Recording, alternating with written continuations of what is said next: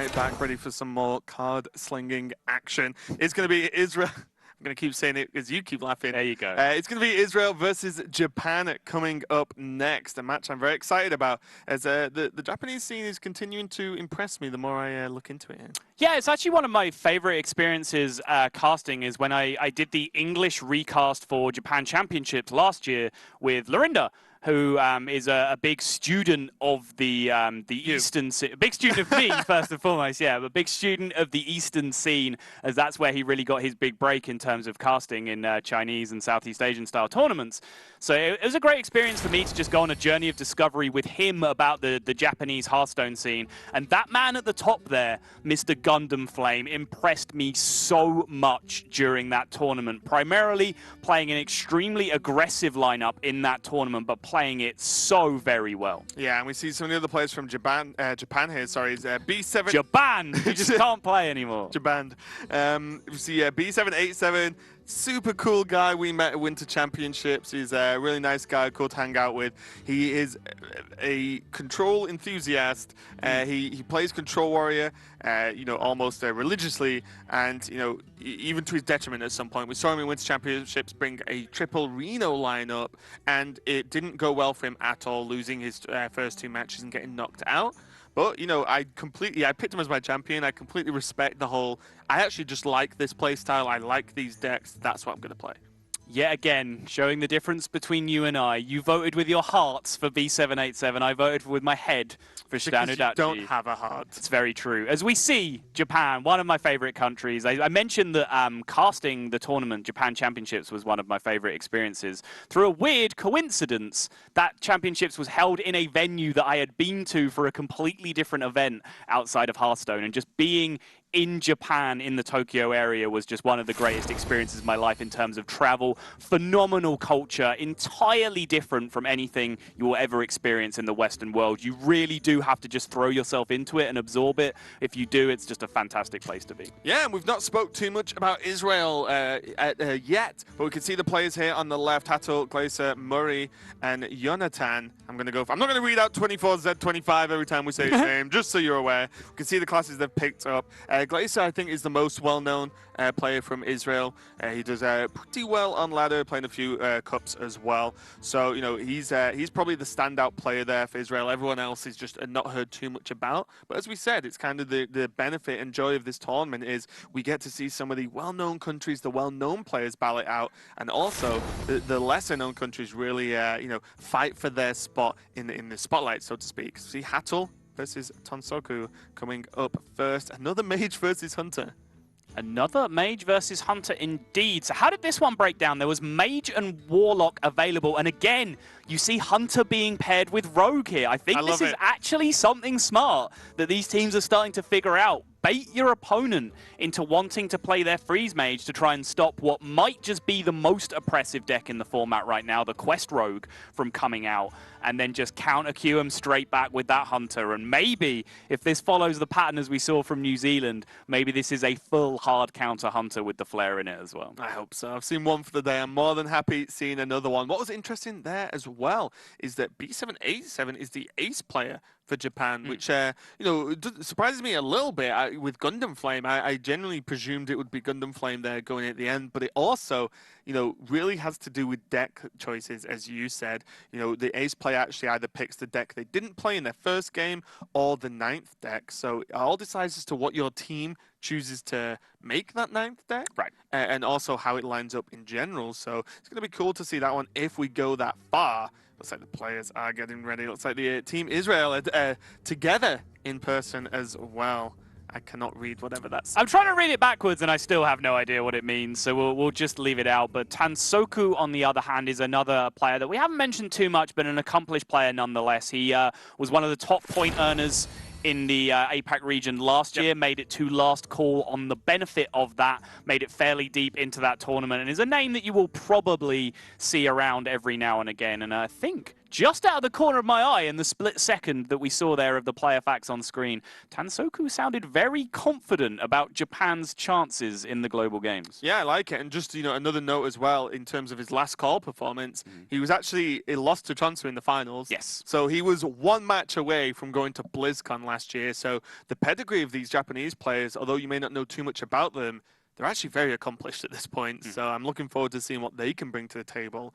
And also what Israel brings to the table as well, because it's just, frankly, a country we don't see too many players from in terms of playing in majors or big online tournaments. Because as well, one of the problems with online cups is you don't always see country where they're actually from, right? So you have no idea where some of these players are from when you just see their name on a bracket, so to speak. And I think, the minnows, the underdogs are always important to any event like this, right? When you watch European Championship qualifying or World Cup qualifying in football or soccer, whatever you want to call it, there's always that undertone story of, can San Marino finally win a game of football, or are they just going to get smashed 8-0 every week? These are the things that people like to see, these players and teams that you aren't expecting too much from, having this chance to just bridge the gap in experience and perhaps quality with some of the better players. Yeah, and also as well, it's a huge opportunity because, there's a lot of people watching global games and it's going on for a while. Just the first stage is going to be 10 weeks long,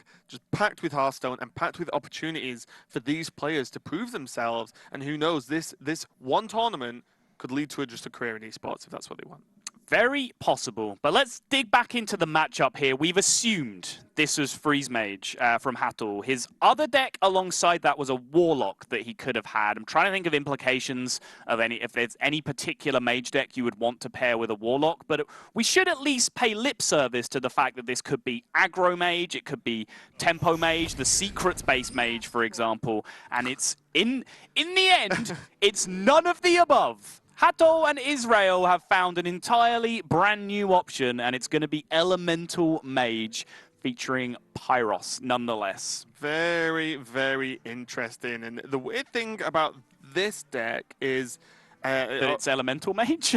Yeah, okay. Well, I'm just trying to build the deck in my mind. Okay. Right? There's, outside of, Ice Block, there's not too many, outlasting opportunities. A lot of the other elemental decks, Shaman, can just outlast their opponent and go for the long game. Also have cards potentially Bloodlust has a lot of AoE. But can you really fit that much AoE in a deck where you're playing Pyros, for example? So when I have seen this deck being played, I ran into it a couple of times, mainly on the first 2 to 3 days of the ladder. Yeah, mainly the first game I queued was one person playing Elemental Mage. Who got Pyros from a pack. Who then abandoned it forever. No, I played against it a few times, and I've mostly seen it being paired with kind of the Mana Worm shell. So it's actually being played as a tempo deck where you're just trying to snowball and stay ahead in that regard. And it's these kind of plays that will allow you to do that. If you're jamming 2 1/2s into your opponent's 2 1/1s as an opening, if you can keep outputting that quality of stats over time, then you can actually stay significantly ahead. And that's where a card like Pyros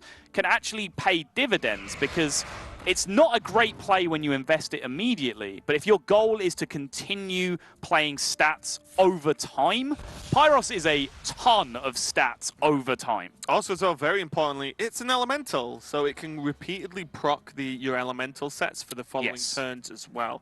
So very important. And that +1/+1 from the Razormaw, I think the best outcome it could have got, outside maybe the 1/1 plants? 1/1 plants, arguably, yes. If you want to do the cold hard vacuum thing that I don't really like. This play keeps the cute cat alive. That is superior by far then. But yeah, 1/1 plants would have left, quote, 2/2 of stats in play afterwards, whereas this has left 2/1. So if you want to look at it that way, which, pro tip, you shouldn't, then the plants would have been better. But obviously, I think maybe plants would have been better purely for the reason that Hatul can ping off 2 power this turn if he wants to, whereas if it was 1/1 plants, he would have only been able to ping off 1. It does have the option to play Pyros this turn, but doesn't really do too much, as the Pyros is pretty much the ping and then you cycle it anyway. Yeah. But I wouldn't mind keeping hold of Pyros, because at the end of the day, it is a 2-mana elemental proc. He's going to go for it, though, just to contest the 3/2. The other option was to ping the 2/1 and value trade into Cute Cat, but then your opponent gets a value trade right back. that means you have to ping the next turn. And Israel don't want to ping next turn. They want to play Tark Reaper because the turn after that, they want to play Tolvir Stone Shaper more than anything they've ever wanted in their life. Yeah, Tolvir Stone Shaper, very, very strong card when it is activated by an elemental, gains Taunt and Divine Shield. But also as well, something I didn't really think about too much is Water Elemental is an elemental. Believe it or not. Yes. Just dropping the knowledge on you guys here. But this means this. Can we get a PogChamp for that Raven fact right there? Bring out the best stuff for you guys. Yeah. But what I was meaning, if you let me finish before laughing at me, Never. was that this fills the 4 spot nicely with the elemental as opposed to the Fire Plume Phoenix, right? Yes. Which we discussed at length. So Yeah. the Water Elemental is actually fantastic. And the fact that that one card might be the step that Mage needed to make the Elemental deck get some work done. Do you know what? After mocking you so relentlessly, that's actually a very good point. I think every Shaman game last week, I talked about how Elemental decks are not about activating Stone Shaper on 4, they're about activating Servant of Kalamos on 5. Now, to do that in Shaman, you do have to play Fire Plume Phoenix, whereas to do that in Mage, you have that perfect Water Elemental. Oh no, I have to play Right. Water Elemental, one Exactly. of the best 4-drops in general. Pretty sick, so we'll see that. The Pyros does return to hand as a 6 mana elemental now. It's a 6/6, right? Yep. 6/6 for 6, and then the even bigger one afterwards. 6 mana, 6/6. Scary card. I sense an element of sarcasm in your Oh. voice, Raven. 3/6. Oh, I see. I see what you did there. Well, I could rely on you to pick up on these things. No, but never 3 mind. spooky, 5 me. Yeah. So, Houndmaster going onto is available here to go onto one of the beasts, the cat or the bird, and the problem there is though it just dies. Maybe the equipping the bow is just a better overall tempo play. Does mean you're potentially slightly off curve with the Houndmaster next turn, but you can play Jeweled Macaw to fill out this turn at least first. But the bow just feels better against the Tark Reaper. Well, you can Houndmaster and chill. You don't have to. You don't have to activate the attacks. Houndmaster Right. chill. Yeah, Houndmaster and chill is just Raven's version of Netflix and chill, I Yeah. believe. Yeah. But I mean, he didn't have to attack there, right? He could have just left it in play as a 1/5, not being able to do anything relevant into his 3/3 taunt. Did choose to trade through in the end because it does allow him to push a little bit of damage, and I think Tansoku will appreciate that he needs to be pushing damage in this matchup. He'll get outvalued eventually. Even though Hunter is, a surprisingly high-value deck when it comes down to it, if you are able to draw high mains and whatever 5-drops you're playing, it can get a lot of work done in that regard, but he does need to be pushing damage for sure in this situation. Yeah, this kill command is actually really nice combined with the Firefly. Can proc the Divine Shield. Jeweled Macaw is going to proc the kill command if there are no better options. And yeah, I actually like this. Keep the Hellmaster on the board because Mage doesn't have Lightning Storm. Like you used to playing against in Elemental Shamans, right? So this Hellmaster is like progressively more difficult to deal with unless it's a Frostbolt knocking around. And now you saw that was a good turn for the Stone Shaper because they can follow up, and there is the Mana Worm I was talking about. So it does look like this is going to be the shell of a tempo deck at least. It's a little bit weird to call it a tempo deck because a lot of the mid-game elementals actually sacrifice stats for value. But, with the shell of Mana Worm alongside it, you can get ahead on the board and then use that as buying some time for you to snowball later. It's a tempo deck because it's got Blaze Caller in it. There you go. I mean, That's yeah. a strong tempo That's card. a hell of a tempo card, yes. Okay, so Stampeding Kodo has come from the Macaw. It's going to be really nice here. There's a other option to just go Eagle, Horn, Bow, and Animal Comp. But I don't know. I kind of like just getting the Kodo down here. How many other Kodo targets are you really going to run into at this point, right? There's probably the second Mana Worm in there, but outside of that, nothing really much juicier is going to come into play. So Kodo seems solid. Glyph going to come out, but Pyros going to have to come down here because they need to bank on this Blaze Caller on turn 7, which means they need the Elemental proc coming out on turn 6. Could have gone for either Ping Water Ellie or Primordial Glyph Water Elemental.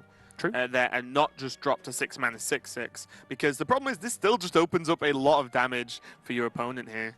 Well, I mean, the ping only takes 1 power off play, and you're I was thinking developing. more the glyph. You're developing 3 less power with the water elemental. Sure. You know, this way, if there's another big minion that's dropped this turn by Tansoku, you have a 6/6 in play that can kill one of them, and then a Blaze Caller that can kill the other. So perhaps, although you open yourself up to more damage this turn, over 2 turns you take less damage because of this, and that's pretty much the case there with that Leok. Now he has answers for both of the major threats that are in play. Houndmaster will change that, however, because putting one of these up to 7 health in the form of the Kodo is going to make life just a little bit of a nightmare for Israel here.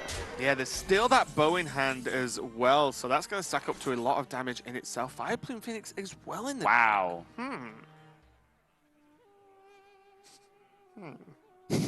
Says it already, doesn't it? I mean, that's potentially 6 4-drops, as well as fireballs. Oh, you're including the 5/4 that we haven't seen yet, right? As the 6? Water Elementals, Tolviz, Fire Plume. Oh, cool. But there's the Mage Elemental card as well, right? There's a 4-mana 5/4. Oh, with the... I'm not sure if that would get played. Yeah, I mean, it's not great. Like, I'd probably rather play Fire Plume Phoenix, if I'm perfectly honest, but that's another option you could have in as well. 4-drops it does. in your deck. Yeah. When I'm just wondering, we haven't seen a Violence Ball yet, and I would already just want to swap a Fire Plume for a Violence Ball any day of the week. The Glyph into Flame Strike is absolutely fantastic here for Hattel and Team Israel, but... just Eagle Horn Bow, Hero Power. It's bow time, yeah. Yeah, this is just going to start stacking up to a lot of damage. And this Elemental, Water Elemental, not being down means that there's no way for Hattel to lock him out of the bow, lock a minion out of an attack if there was, say, a high main, for example. You know, that is just not available. And Japan's not received a scratch yet. And, you know, all the fireballs in the world aren't going to help when you can only cast 2 per turn here. That can do the trick, though. That might buy him some much-needed time at this point. Mirror images can buy time. Barrier, Ice Block, all of these things could potentially have got him there. No such luck. 2-mana Polymorph here, because let's see. The Rat Pack can be cleared. They need to take all damage off the board this turn just to buy 1 more turn. So Polymorph allows them to do that more mana efficiently and then actually develop the Water Elemental, which will commit the bow to being used on face. But the big question is that they just need to set up 2-turn lethal here, or else they're just going to lose the game to Hero Power. Yeah, I was going to say that's the problem, right?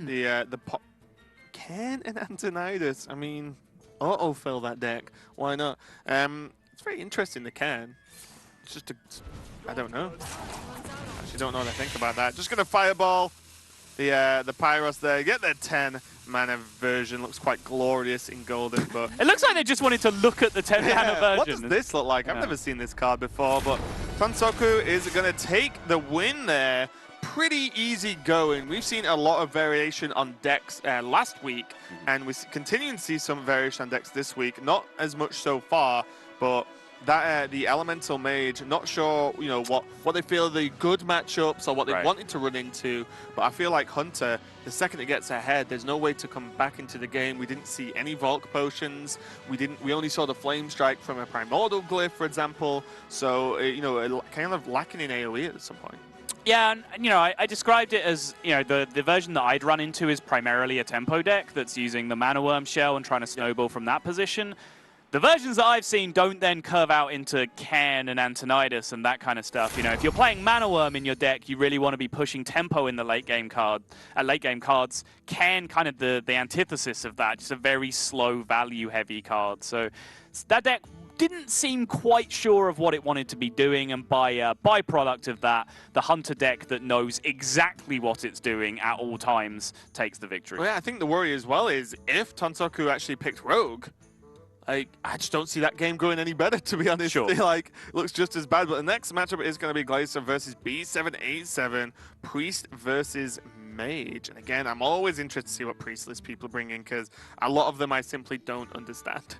I am not a natural Priest player, but some of them I don't get. But the Mage from B787 will be interesting to see whether he goes for, you know, he does like his control, could just be playing Freeze Mage, but if anyone's going to bring a funkier mage deck than Elemental Mage, it's probably B7.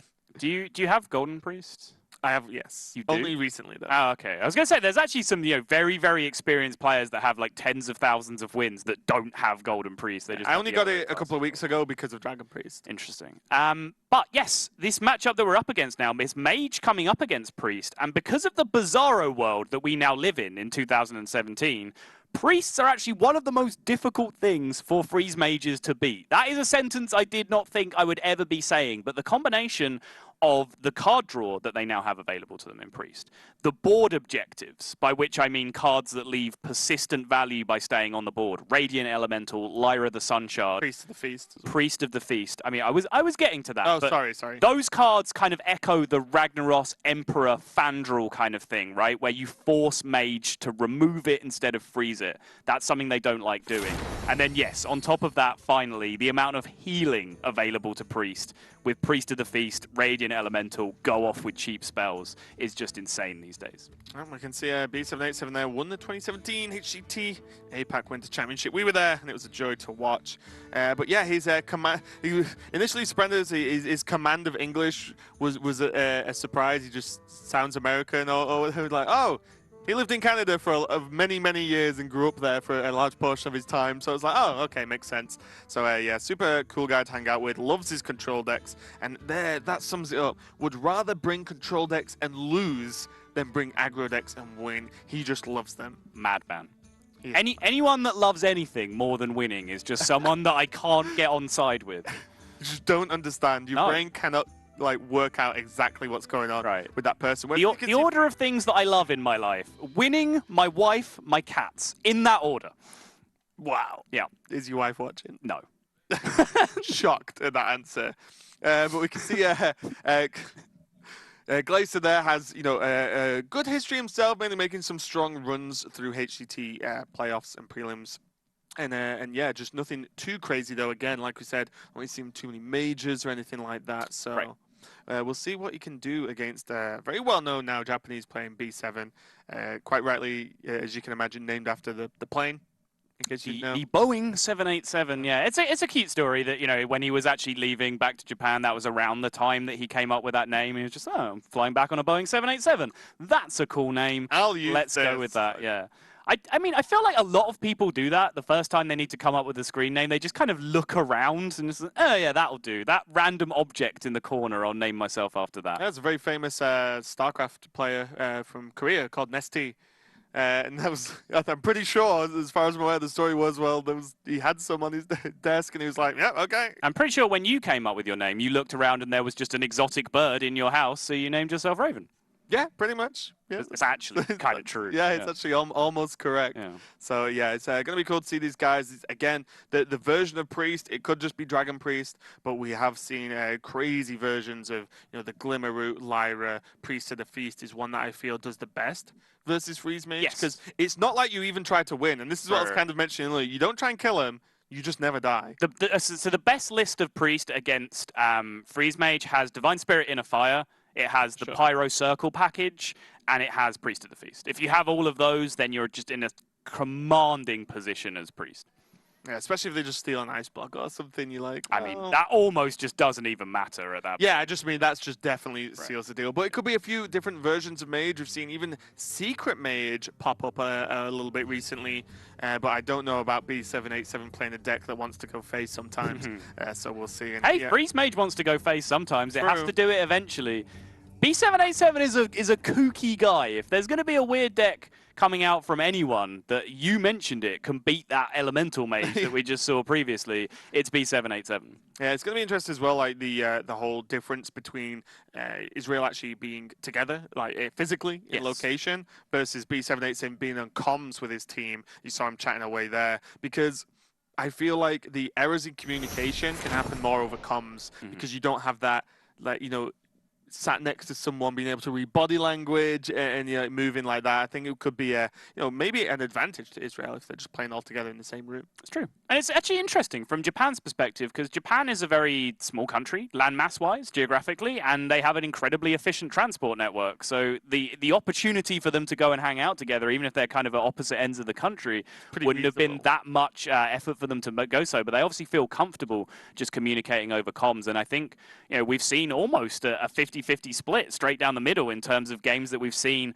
over this 1 and a bit weeks now of, players choosing to play together, maybe even just in clusters of 2 or 3 with, one not being able to make it, and then teams that are completely split up with all 4 players playing individually but still communicating over VoIP. Yeah, and I think it depends also who those teammates are, because if, for example, they talk on, voice comms constantly and play together all the time, then they probably feel comfortable doing that again, because that's just what they do. But we are going to get into the game now. It's B787 already waving to the camera as the game starts. Expect nothing less. And now he is frozen in time, whereas you see the whole of Team Israel there. Which is fitting for him, because it is, in the end, Freeze Mage.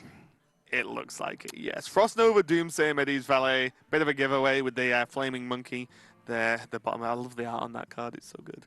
I've never actually noticed the Flaming Monkey. Yeah, with a little hat on. Yes. It's awesome. And then from Israel, it does look like Dragon Priests. So there have been... Not ideal. Not ideal, but there's been a lot of Dragon Priests with Priest of the Feast. Yes. In there, Oskaka and Pavel, I believe, played it last week. Okay.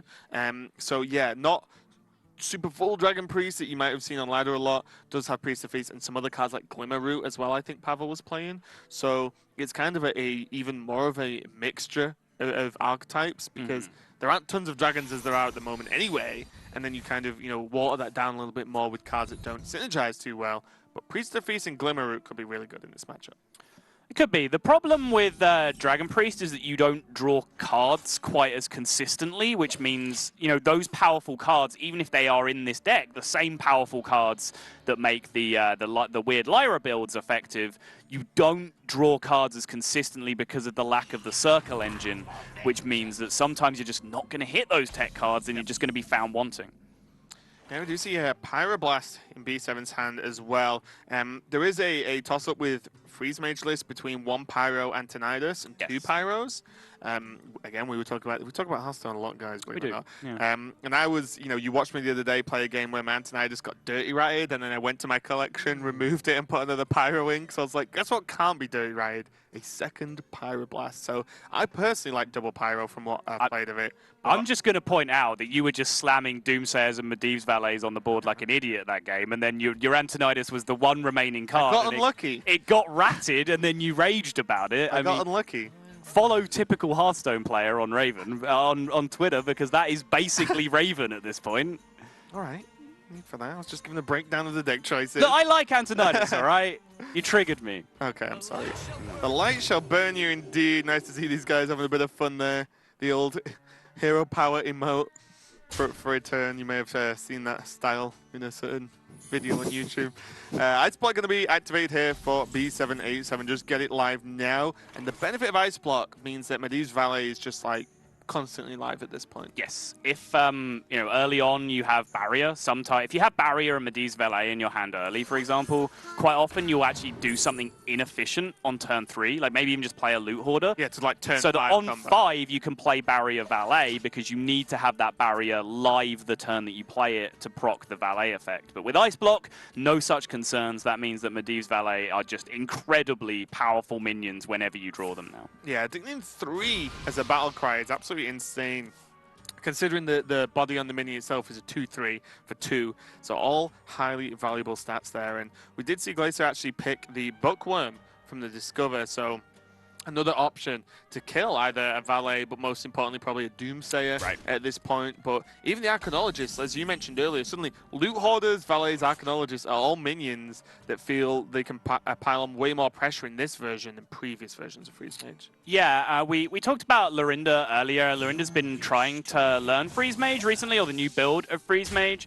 And there was a comment that he liked, which I think sums it up nicely. It was like he was struggling to get his head around the minion fiddling in this deck. And I just kind of like that phrase, because there is suddenly just this little bit of just fiddling around with random minions that you didn't have in Freeze Mage before. You've suddenly got these 2/3s that you can actually tempo with a little bit, push a little bit of face damage early sometimes, allow you to set up big burn pushes, and they also just interact with each other in strange ways, because one draws you a secret, one then gets activated when that secret is equipped. So you have all these different implications about how to sequence those early minions, Loot Hoarder, Arcanologist, They're not just curved. Medivh. Exactly. Exactly. Right. Yeah.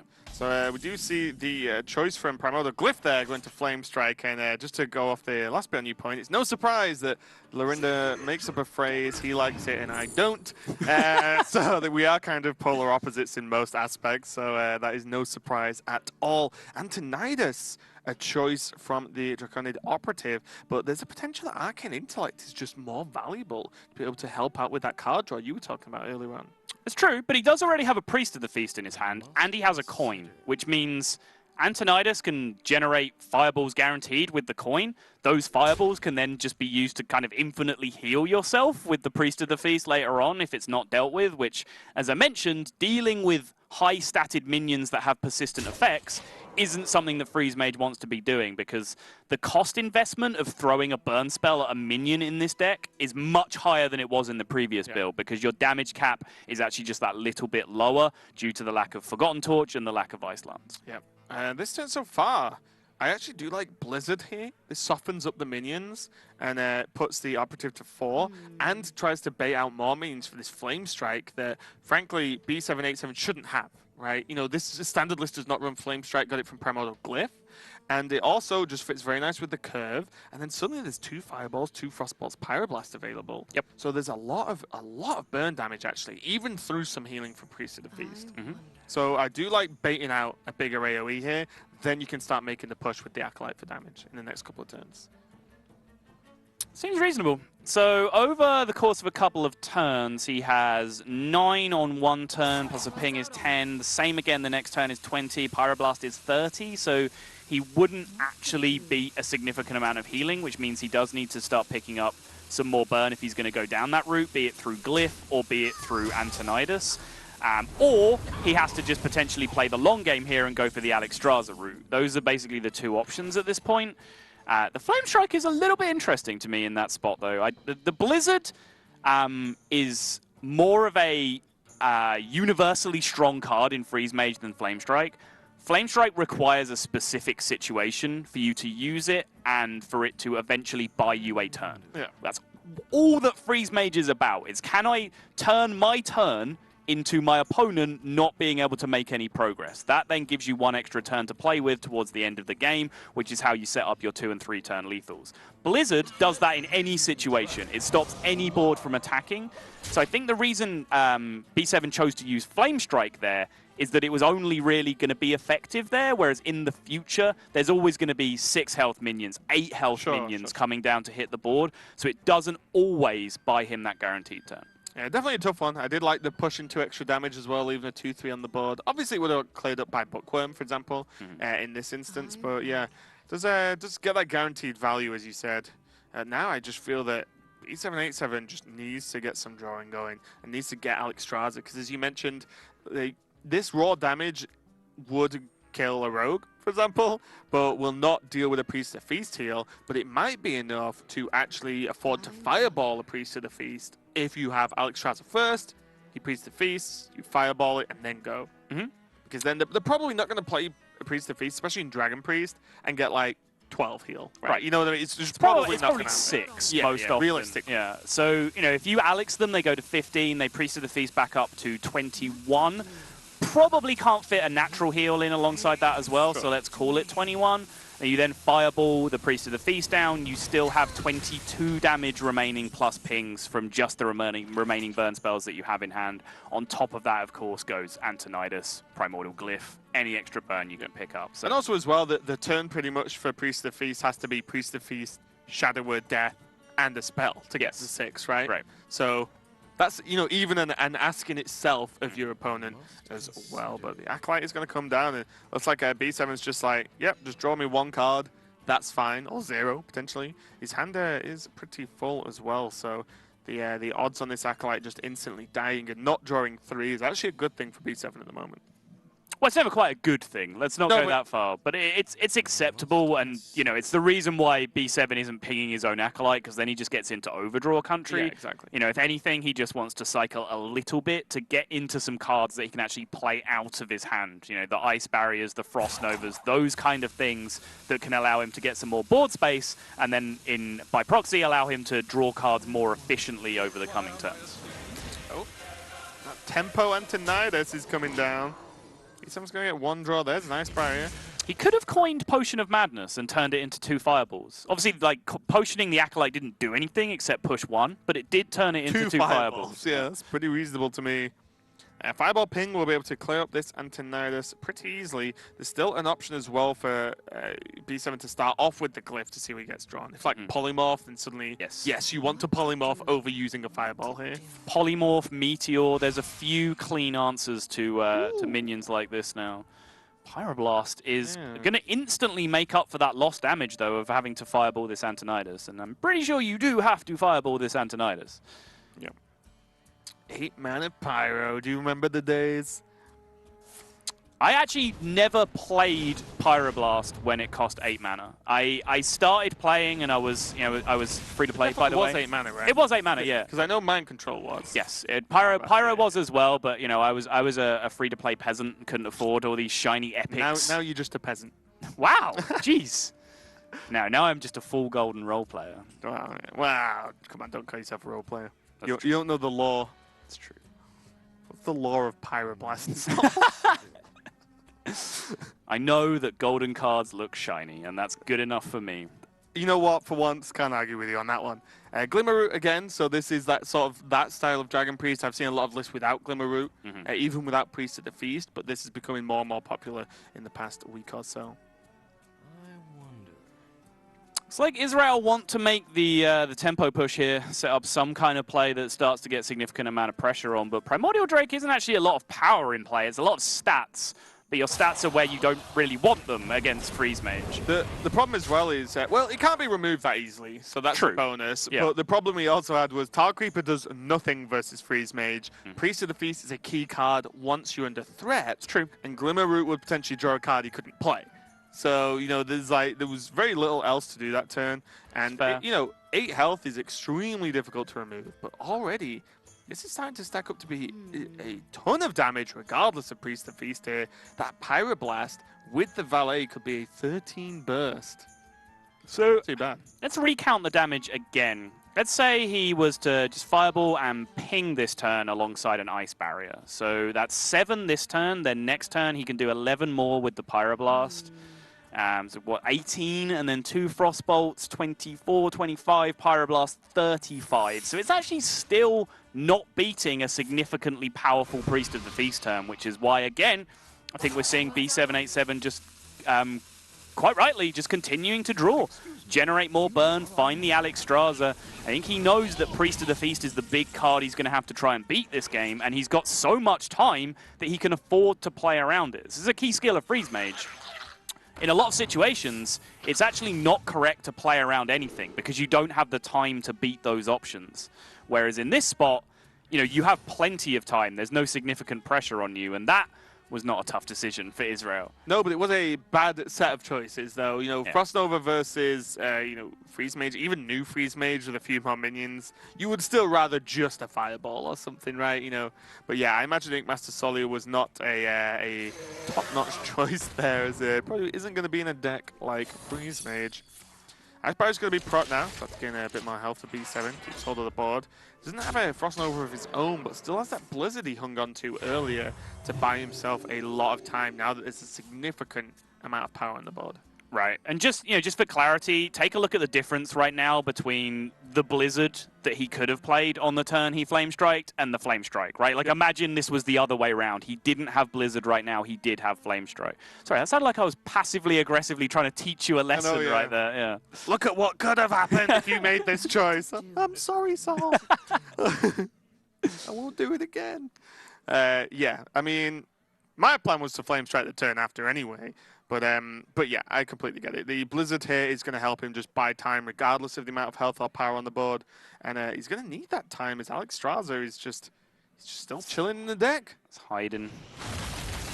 Medivh's Valets now are being picked up, which is just extra damage alongside all of this. That 3 being added to the count might have just put a little suspicion in the back of B7's mind that he now is over the tipping point where he can just start slamming damage to face. But again, have 0 objections to him just holding out for the long-term Alexstrasza in this spot. Yeah, now we can actually translate a Archmage Antonidas Frostbolt into an additional Fireball. Yes. As well, so then you've got to add up an additional 6 damage. It's squeezing it all in that is the problem, and kind of hoping that Glacier can't combine enough spells with the Priest of the Feast to make it that difficult.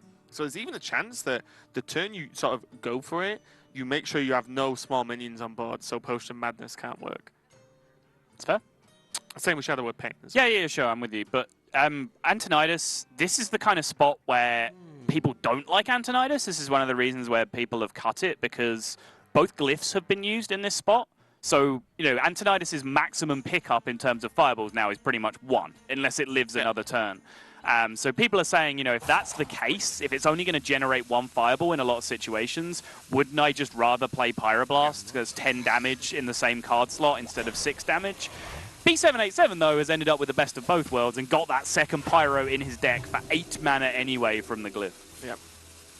That's 1 Shadow of Pain used, so another cheap spell gone to combine with Priest of the Feast later on. Archaeologist is going to draw him another Should be a barrier yeah. left, I think, yeah. Such a good card. It's nuts, right? I wonder, everyone, obviously all the Freeze Mage specialists went really crazy. Myself included, I was annoyed about the fact that Ice Lance was going away. I, as much as anyone, thought that Freeze Mage was dead in the water.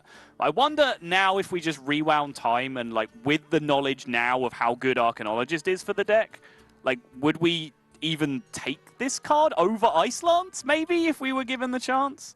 Yeah. I mean, we'd take Mad Scientist back in a heartbeat. Let's start with that. It's just the power of thinning your deck is insane. And just almost like, you're having most of the time a 50-50 on the draw. Yeah. I say most of the time. It's actually most of the time you don't have a 50-50 because you've probably drawn a secret by then. But on 2, for example. And it's just so powerful when you're playing a couple of secrets. You know exactly what they do. They're always good as well to have in hand. And it increases the power of your draws so much. Yeah, I remember way back in the day against, for example, Aggro Hunter, when Face Hunter was the most effective face deck in the meta. Used to keep Ice Barrier sometimes just to have that extra 8 life. Archaeologist is just a much more effective way of doing that. An Ice Barrier that plays a 2/3 onto the board. Exactly. Well, some cards that are pretty dead here from Glacier. And again, with this Power Word Shield, he's got to think about, well, do I actually just keep hold of it and wait because of Priest of the Feast? You know exactly what the Freeze Mage is going to try and do. If it's not happening this turn, it might be next turn or the turn after. You know what I mean? The plan is very linear here for the Freeze Mage and for B787 and Team Japan. There's definitely a lot of discussion going on, as you can see. Yeah, Israel deep in the tank on this one. They're really just struggling to generate the pressure that they need, and they've had this entire hand full of, borderline useless cards for 6 or 7 turns now. Shadow of Pain, situational, Coin being reserved for that Priest of the Feast most likely, Dragonfire Potion, terrible card in the matchup, Potion of Madness not finding targets, Power Word Shield just drawn again. They just want to reserve that for the Priest of the Feast yet again by the looks of things. So they've just had this incredibly just reactive, passive hand for the past 5, 6, 7 turns and just haven't really been able to generate pressure. I think B7 has only frozen the board once in this entire matchup, and he's at 26. Yeah, it's weird, isn't it? And what's funny as well is this Tar Creeper actually doing a lot of work for Israel here, because it either eats the Archaeologist, or if it doesn't, then Potion of Madness can be used to steal the Archaeologist and trade it, either trade in, attack for 2, and prop the Priest of the Feast. So it's kind of a weird sort of style checkmate on the board for the way these 2 minions are going to interact going forward. But yeah, how much longer do you wait as B7? Do you just have to just wait and then just go for the plan? He looks like he has a decent grip of cards still remaining. I don't think he's down below 5 yet at this point. So, he's still only probably looking at something like a 1 in 8 or so of drawing Alexstrasza on his given turn, obviously increasing in odds over time. So he doesn't have infinite time to be able to guarantee getting the Alexstrasza. It's not like it's only a matter of I only have to survive 2 or 3 more turns and I get my Alex for sure. Yeah. There's still a good chunk of cards remaining in his deck, which means maybe at some point he's going to have to try the alternate win condition. But I think at this point, when he sees the amount of cards that are being held onto by Israel, he knows what's up. Like, he knows what the plan is. There is a Priest of the Feast and a bunch of cheap spells being held onto by Israel in this spot. Did you see Potion Madness, though? So that's one more off the old list. Frost Nova now available for Japan and B787 here. So as you said, he's only froze Blizzard so far. Sorry, frozen the board with Blizzard, and now he has a Frost Nova, which is going to continue to buy more and more time, and time is exactly what he needs. What to do? What to do? Yeah, there's a Doomsayer to pair with it that he almost certainly doesn't expect to go off. He's seen one Bookworm, one Shadow Word Pain get used, but again, bunch of cards being held in hand that haven't found the right situation to be used yet. That means those aren't just minions that can be dropped on curve, they're reactive things like Holy Novas and Shadow Word Pains. So his Doomsayer probably won't be going off, so he knows he's not going to get his free turn of tempo here. If he was going to try and get a free tempo turn, he'd almost want to be curving that into his Alexstrasza turn anyway, which he doesn't quite have yet. And there's actually still only 9 power on the board. It's not the most intimidating board state you've ever seen when you take away the fact that the Tar Creeper will only be getting in for 1. He's going to Nova, though. Is he going to pair it with the Acolyte? Is he going to pair it with the Doomsayer? He's going to pair it with both, apparently. Yeah, I mean, it's kind of a win-win. If the Doomsayer is killed, great. The Acolyte lives, he can draw more cards. If nothing's killed and it's all cleared, then great. There's now, again, 0 pressure on the board coming from Israel. Second Dragonfire Potion, not what they are looking for at this point. No dragon in hand to activate Bookworm either, so that Shadow Word Pain is the one and only clean answer right now. There are some messy things that you could do, like Holy Nova Coin Dragonfire Potion, but that doesn't seem too entertaining. No. Actually, it seems very entertaining. It just doesn't seem very good. Yeah, a bit of an over-exaggeration for what the board looks like at the moment. I'd rather let everything die than make that play, I think. Why? You heal your dudes for 2. Sweet. Yeah.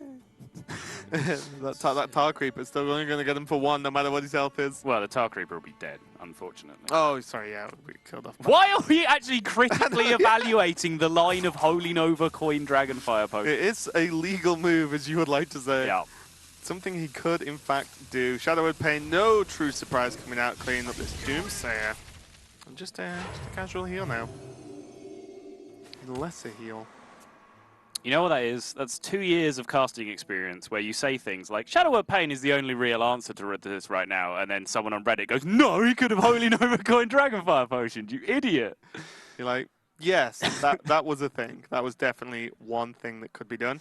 Hero Power onto the Acolyte, though, is going to make Beeson get full value from this guy, and, I mean, Alexstrasza is in the deck somewhere, I'm just saying. Ah! Nope. Frost Nova Doomsayer, anyone? Well, again? as we mentioned on the previous turn, there is no dragon for that Bookworm. And there is a Dragonfire Potion coin Holy Nova. Yes. More importantly, from B7's perspective, you know, I've been talking about how he probably has a read on a lot of situational cards, but just purely as to the cards he's seen now, I think that's 1 Bookworm, 2 Pain that he's seen already. So this Doomsayer now ticks all the boxes. He's seen 3 of the Doomsayer answers get used. He gets his free turn of tempo, and as I mentioned on the previous turn, it now sets up that Alexstrasza turn perfectly. Yeah, just in time, though. Glacier draws the Shadow Word Death, which means he can go Priest at the Feast, Shadow Word Death, Powered Shield, Coin, Hero Power? Things. Priest of the Feast plus things. That's what you can do. Plus the heals.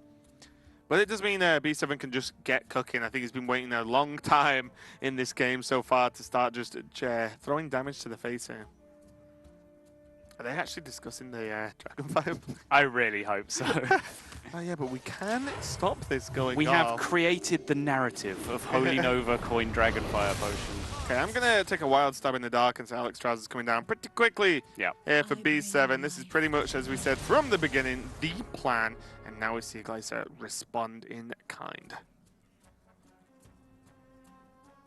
Now they are just counting their options. B787 is just considering using his time here basically to consider all the implications, because His turns over the next couple of turns might not look too complicated. They're pretty much just throw burn at face, whatever the situation. But he's just considering all the potential lines that he could have to go down here. And of course, we said he would be expecting this based on the amount of cards that are being held, but he's going to be hoping that it's not quite as devastating as it could be. But with the second Power Word Shield pickup, this is about as bad as it could have been. Shadow of Death and Coin Heal still available to be used. That's 26 that he's put himself up to, and he's got himself the Priest of the Feast so far out of removal range at the same time. Yeah, with the coin, he's going to go up all the way to 29, and now he just Pyroblast the Priest of the Feast. I think he actually has to. No. Was he going face? He's going face, yeah. Oh, okay. Well, the presumption that all the low-cost spells are now used. If you Pyroblast the Priest of the Feast, then you only have 25 damage remaining. Right? Oh, like, okay, you literally can't win at that point. Yeah, I actually forgot his last card was Loot Hoarder. Yeah. Kind of terrible last two draws here from B7. As if they die, you kind of kill yourself quicker, maybe? Oh no, there's so much AoE left in the deck. They're not even going to survive to get one attack in. Nope. They're going to get Holy Nova, Dragonfire Potion, something, but it's looking like he might just fall short here. The Holy Nova on its own is nearly good enough to lock him out of this game. Frost Nova as well. Yeah. Even though it does nothing to the board, Exactly. It is a spell. Yeah. So the Holy Nova takes him back up to 26, and as I mentioned, Pyro Ping is 11, Fireball is 23, plus a Ping, that's 24, Frostbolt is 27, plus another Ping is 28, but in that time, the Priest is already healing 3 times as well, just from the hero power, plus any more spells. And you're probably dead with Yes, the fatigue. exactly. So, yeah, let's see what B7 does here. Can Nova to stop off some damage. Only 5 on board, of course, but when you're on 19 and taking fatigue damage, 5 is a significant number. What to do? And this is the difference. I mean, just to explain why this matchup is so much more difficult now than it used to be, and why Priest of the Feast is suddenly a card that just beats Freeze Mage, whereas no one really talked about it like that before. The old decks could send 30 damage in one turn at your face. If they discounted a hand with Emperor, God rest his soul, And Cobble. and exactly, an Evolved Kobold or Blood Mage or whatever it is, it wouldn't really matter how much healing you held back to bounce back up. They would just 30 you.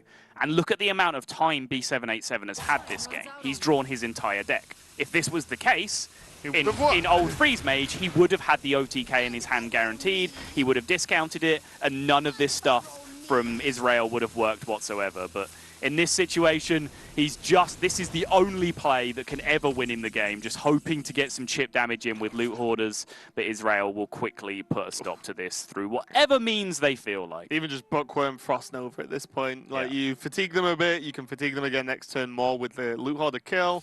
This looks very, very nice here. Additional 3. Just going to heal, actually, doesn't even care. Draconid Operative to discover their choice of fatigue card. Yep. Just 5-6 on the board, seems good. 2 damage of fatigue. B7 is going to concede this game.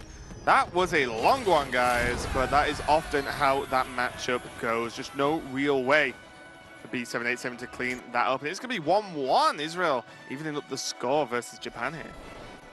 Yeah, impressive stuff. They navigated that very, very well. They definitely knew how the matchup worked. They knew what their win condition was. They didn't panic about the fact they weren't getting any significant pressure on the opponent. They were just simply counting the amount of healing they had and, you know, accounting for their one unknown factor, which was that one Primordial Glyph card. Yep. That one Primordial Glyph card was the absolute worst case scenario in terms of additional damage, which is the Pyroblast.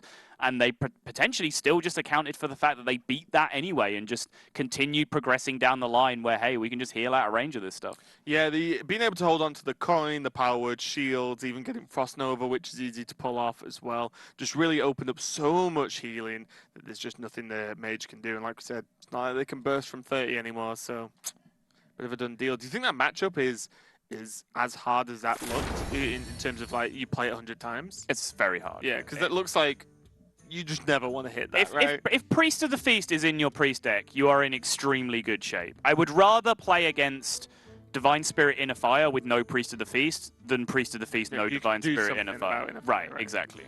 And we've got the next game coming up. It is all even here at 1-1. It's going to be Murray versus Gundam Flame, Rogue versus Paladin. So the first time we're going to see Rogue so far today. as both times we saw it previously, well, all 3 times I think it wasn't picked. Correct. And then, you know, whereas Paladin feels like it's picked almost every single time here. And from Gundam Flame, although, you know, there are some aggro Paladin lists knocking around, I would expect this to be another Murloc list, mainly just because of how aggressive it can be in the opening. Yeah, I wonder whether, you know, there's really like a sliding scale of this Paladin deck of, you know, there's full Murloc where you're literally, you know, curving out a 4 or 5 at the most with Finger and Gentle Megasaur. And then there's a sliding scale kind of all the way to that Equality Doomsayer list that we saw from Game King representing Austria. In the middle, there's all kinds of variations where you can still have Murloc Tidecallers to make it very aggressive, but you still scale towards the Tarim and the Tyrion in the late game. So maybe just, you know, knowing Gundam Flame and having experienced watching him play quite a few times, I know he does really like hitting opponents in the face. So if there's any opportunity for him to have snuck a couple more aggressive Murlocs into this deck, I expect he would have been taking it. But remember, it's up to the teams as to how they want to put the decks together. I'm sure some teams have said, okay, these are the 2 decks you're playing, you build them how you want. We're totally fine with that. Whereas other teams will have come together as a foursome and built all their decks together, regardless of which person is actually piloting them. Yeah, and I imagine as well, you know, there will just be some, you know, overwriting opinions as well. And it's like, no, you know, you're playing Freeze Mage. You know, you can play the deck. I don't care if you think Tempo Mage is better or whatever. Like, we need Freeze Mage in the lineup. But we are going to get straight into it. Looks like good old Miracle Rogue. So we're having a good day so far, not getting any Quest Rogue. Oh, it feels so good. Yeah, and from Gundam Flame, it does look like the Vilefin Murloc list with some of the late game, and we can see Stonehill Defenders a big nod to that, I would say. Does have the Vilefin Inquisitor on turn 1 and the War Leader. Vilefin Coin War Leader is a ton of pressure against Rogue. Israel do have the backstab to shut that down. Of course, the patches draw not what they're looking for. I saw Orange post a list, I think this morning or last night, where he had cut the Pirates completely and was playing Fireflies instead, which the more I think about it, actually makes a lot of sense to me. Swashbuckler has a lot of merit when you are playing Sherazin these days because it means you always have cards in your hand to be able to generate things. But Firefly just does the same thing, except the card that you get always costs 1. Like, isn't that just superior? Maybe. I'm going to go with a maybe. Until I test it, I'm not going to commit. But yeah, I mean, and also just knowing what card you're going to get as well, right? Like, even though, yes, you know, it being a 1-mana card is fantastic, just knowing it's 1 mana is great. The only problem is it pulls away from more auctioneer value and some potential prep value, because sometimes you can just get an amazing spell, prep it out and win the game, you know? So you do lose some sort of blowout chances. But yeah, I mean, in terms of just consistency, Firefly probably is just better. Yeah, sometimes you know, you jam Swashbuckler on 1 against Druid and you nail that Wild Growth or the Innovate and you just feel generally wonderful about your life. But I think a lot of the time you just kind of get a clunky 4 to 6 mana card that doesn't do an awful lot because, you know, that covers a vast majority of cards in Hearthstone. Sort of 3 to 6 mana and not particularly powerful effects if you're not building a deck around it. So yeah, the Firefly list makes a ton of sense to me. But anyway, there is a patches in this deck, and there is a patches on the board for Israel. And they do now have Coin, Prep, and Edwin available to them, which would be a completely game-ending blowout against most classes. Paladin, perhaps the scariest class to do any of that nonsense against. Aldor, Peacekeeper, Equality, already in hand that we can see would shut that down. And we see that Murray from Israel was not a fan of the Prep Coin Van Cleef play last turn. That's all if you were going to go for that. Wait, who wasn't? Murray. He wasn't? Yeah, oh, it was a joke.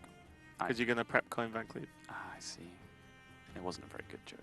It's just because you weren't listening. I wasn't, to be perfectly honest. There you go. So, yeah. Razor Petal Lasher, definitely a cool card. It's going to help generate even more cards to be able to combine with that Van Cleef. But as you said, you can go big on the Van Cleef if you want versus Paladin, but you have to do that with the mindset that it's highly likely it gets shut down one way or another. Yeah, if it's gonna happen, the only real times you'll see it committed to that heavily at high level play is like maybe turn 1. Like, yeah, like coin Van Cleef if you really want to and just go off like that, especially if you're backing it up with like a Cold Blood play in 1 or 2 turns. But this late in the game, there's just a decent chance that you're staring at an Equality or an Outdoor Peacekeeper by this point, and you know, 1 more turn, suddenly Coin Tarim comes into play as well. There's just all kinds of idiocy that you can run into. Yeah. He's going to even commit to killing this war leader here with the petals. So going to reduce his options a little bit. Probably looking for a nice spell next turn to maybe prep it out with the Vile Spine to be able to kill off anything that gets played here. But again, these options aren't really too good for Gundam Flame. I just see True Silver Champion into the raise battle. Yeah, not great. He can Maybe even just True Silver Champion pass. Yeah, I was wondering about that because then you're setting yourself up where Consecration deals with this 2/2 anyway if you're going to play it in the near future. And then, that would be better against, say, a deck like Dragon Priest. Say if Dragon Priest had a 2 health minion on the board right now, then equip True Silver and pass would be nice because they're likely to play a 5 or 6 health minion in the future, and then your True Silver swing plus a Consecration clears everything up. Rogues doesn't really have that. Their stuff is either just cleanly answered by True Silver in the first place, or it's an Arcane Giant, and it's just too big for that play to make a difference. It's the Blessing of Might there off the Swashbuckler. So actually a 1-mana spell, extra damage, a mini Cold Blood to a certain extent. It's actually a pretty good pickup, I think. For Murray here, if he can get something to stick on the board and get some value. Still not going really to commit to that Van Cleef. I imagine he's just waiting for the gadgets end turn at this point. Yeah. I think there's just a rumbling through the Israel team right now as to how long they can exactly wait around doing nothing here and how long, before they just have to commit to a potential Van Cleef play. But they've still got time. This deck its aggression comes very late in the game from Paladin. If they haven't snowballed Murlocs by turn 3 or 4, then it takes them until sort of turn 9, 10 onwards to build a huge board. Yeah. Once they do, that board kills you in like 1 turn. And Gundam Flame here just slamming a 5/4 on the board. Temple Megasaur. Yeah. It's going to go down there and, yeah, I mean, as you said, it's kind of just better than nothing though, right? Mm-hmm. Otherwise it would just be hero power pass, the 1/1 gets cleaned up by the dagger, you're in the same spot next turn. Whereas at least this asks a question of Team Israel here, how they want to deal with this minion. Blessing of Might is just a clean kill on the Swashbuckler though. It is. It's a wasted resource though in terms of your Van Cleef, the Auctioneers that you're looking to draw, but you ever just Blessing of Might and then just Vile Spine it? I was just about to suggest that. It's not ridiculous, because, the Vile Spine is then the True Silver target on the board, so you're asking for your opponent to have an efficient answer to a 5/1, which Paladin doesn't do very well. And if they conk, you're like, okay. Yeah. You just consecrated a 5/1. The upside of that play is that the board state it creates is extremely awkward. 4/1. 4/1, I should say. Yeah, you're right. I'm just assuming it was Cold Blood. I thought it was Cold Blood. If it was Cold Blood, it would need comboing anyway, so the play still wouldn't work. But yeah, I wonder. It's kind of strange, but it's a very, very odd situation. He's going to use the Eviscerate, but go for Van Cleef, sure. just go for the Van Cleef instead. But I like the play in terms of the board state that it makes. The downside is that you're using these cheap resources and you're using a Vile Spine Slayer, which is one of your only real nice answers to Tyrion, to Ragnaros Lightlord, Primordial Drake, even Tarim itself, like the 3/7 is a nightmare to deal with. You definitely don't want to be sapping it. So having that Vile Spine Slayer is a big deal, but this is almost more or less all in here for Israel with this one push just with a 6/6 Van Cleef. And if you're all-inning, you want to be all-inning a lot more spectacularly than just with a 6/6. Yeah, I think Israel are this is either going to work for them or they need to draw Gadgets and pretty much next turn here and start to cycle through the deck, because otherwise get one more dry turn means that Japan can move on to a Primordial Drake turn. They can just play Curator next turn as well, get some more resources in hand and put themselves in a very strong position still without using a quality Consecrate. Gundam Flame now option of whether he wants to coin this True Silver. Coining the True Silver is more mana efficient. The downside of it is that it reveals it's there, which, your opponent might make different plays if he doesn't know that you have a True Silver equipped. I think the big deciding factor here is that if there is an Auctioneer for Murray right now, the fact that you have a True Silver equipped is not going to stop him playing the Auctioneer. No. It's still going to come out. You're still going to get to kill it. If there's an Auctioneer, it just has to be played in this spot. So I think coining out the True Silver for mana efficiency is just absolutely correct. I agree, even though you don't get the added bonus of a wild True Silver champion appears, you do know it is just available there. And like you said, it's just, there's plenty, you've got your next 2 turns almost guaranteed, right? Yeah, Curate it right. into Drake. When are you equipping this True Silver? Yep. Prep, though, not the draw Murray and Team Israel were after. This is actually a disaster. Although I was saying that, oh, Gadgetzan needs to be drawn this turn, or they lose, maybe that's a bit strong, but they're in a rough spot. Drawing nothing this turn, which is pretty much what Prep is an even more terrible spot to be in. As you can see, the dagger hit, like, pass, done. Pretty terrible. With the pickup of the rock pool now, the Curator is going to get even sort of an added bonus of value because it's going to draw another Murloc that you can combine with the rock pool in the following turns. And another player who is bringing this Kodo list as well. So someone let out the secret on this one. Yeah, Kodo in there. I was going to say we're going to get to learn a little bit about the deck because we saw one Gentle Megasaur get played already. So if it drew the second Megasaur as the beast, potentially, and then we're probably looking at the no Kodo list. But there is the Kodo in here. It is going to be able to deal with the annoying issue of that 1/6, but he might also be holding on to it, looking to pair it with his second Outdoor Peacekeeper. If eventually Israel are able to stabilize here with the Rogue, then suddenly Arcane Giants can potentially make a big difference in the late game. Yeah, and one way Israel are going to win this game is with this play into, this probably gets cleared up by Japan this turn, by Gundam Flame, and then next turn, Gadgetzan's drawn. That's like I think the only way that this game goes to Murray here. There's Sunkeeper Tarim. Not going to be too crazy this turn, because he can pretty much deal with anything anyway, but going forward, he could go wide with these Murlocs. He definitely could, yeah. With the hero power tokens as well, if he's going to get second Vilefin Inquisitor, that can make huge board states by refreshing the hero power, but there's a more immediate problem right now, and it's that this board state is a little bit awkward and might just demand the big board clear here, but if you equip the, if you commit, the big board clear effects, you're not really developing this turn, which can potentially just snowball the game if Israel can pick up a big draw next turn. And if Gundam Flame knew he was staring back at a hand of prep, then I think this would be a quality consecrate in a second, and then just, develop a Murloc behind it and go from there. But he doesn't. He could be staring at anything. Yeah, I'm wondering how good just like Kodo Rock Pool is, for example. You can just kill everything except Sherazin. Sherazin probably goes into the Kodo, and then you just build up from there. But he's going to go for the big clear. I like developing the Rock Pool though. You just want something to try and stick next turn. Yep. You can trade it into a giant next turn. There's been dead cards in hand for Israel. Speaking of dead cards, that is the exact opposite. Gadgetzan Auctioneer, the card that brings dead cards back to life, and now we are going to see the snowballiest of turns. The Hallucination comes into hand now. He can pick another 3-mana spell off. This Divine Favor is insane. Prep Divine Favor. Every time I see like a big Gadgetzan turn come in, I always feel like, Joker just going like, and here we go. And then just a million cards get drawn. How many does this draw, just out of curiosity? Like, what's the trigger order? Does the Gadgetzan card draw first before Divine Spirit checks? Yeah. Interesting. So it only draws one. All right, not quite as nuts as I was potentially expecting, but the rest of the turn is looking pretty spicy behind it. Backstabs, Hallucinations, and he's got himself to the Arcane Giant that he can now tempo out behind this. And this is all happening on the turn directly after a quality Consecrate has come out from Gundam Flame.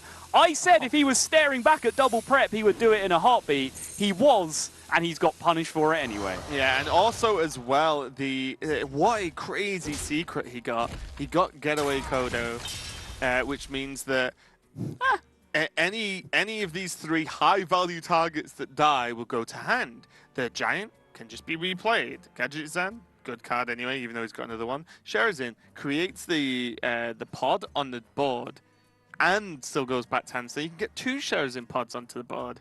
Absolutely crazy. If Arcane Giant dies, you've just got another 0-mana 8/8 in your hand. Yeah, that's what I'm saying. It's just that every single kill is fantastic. Yeah.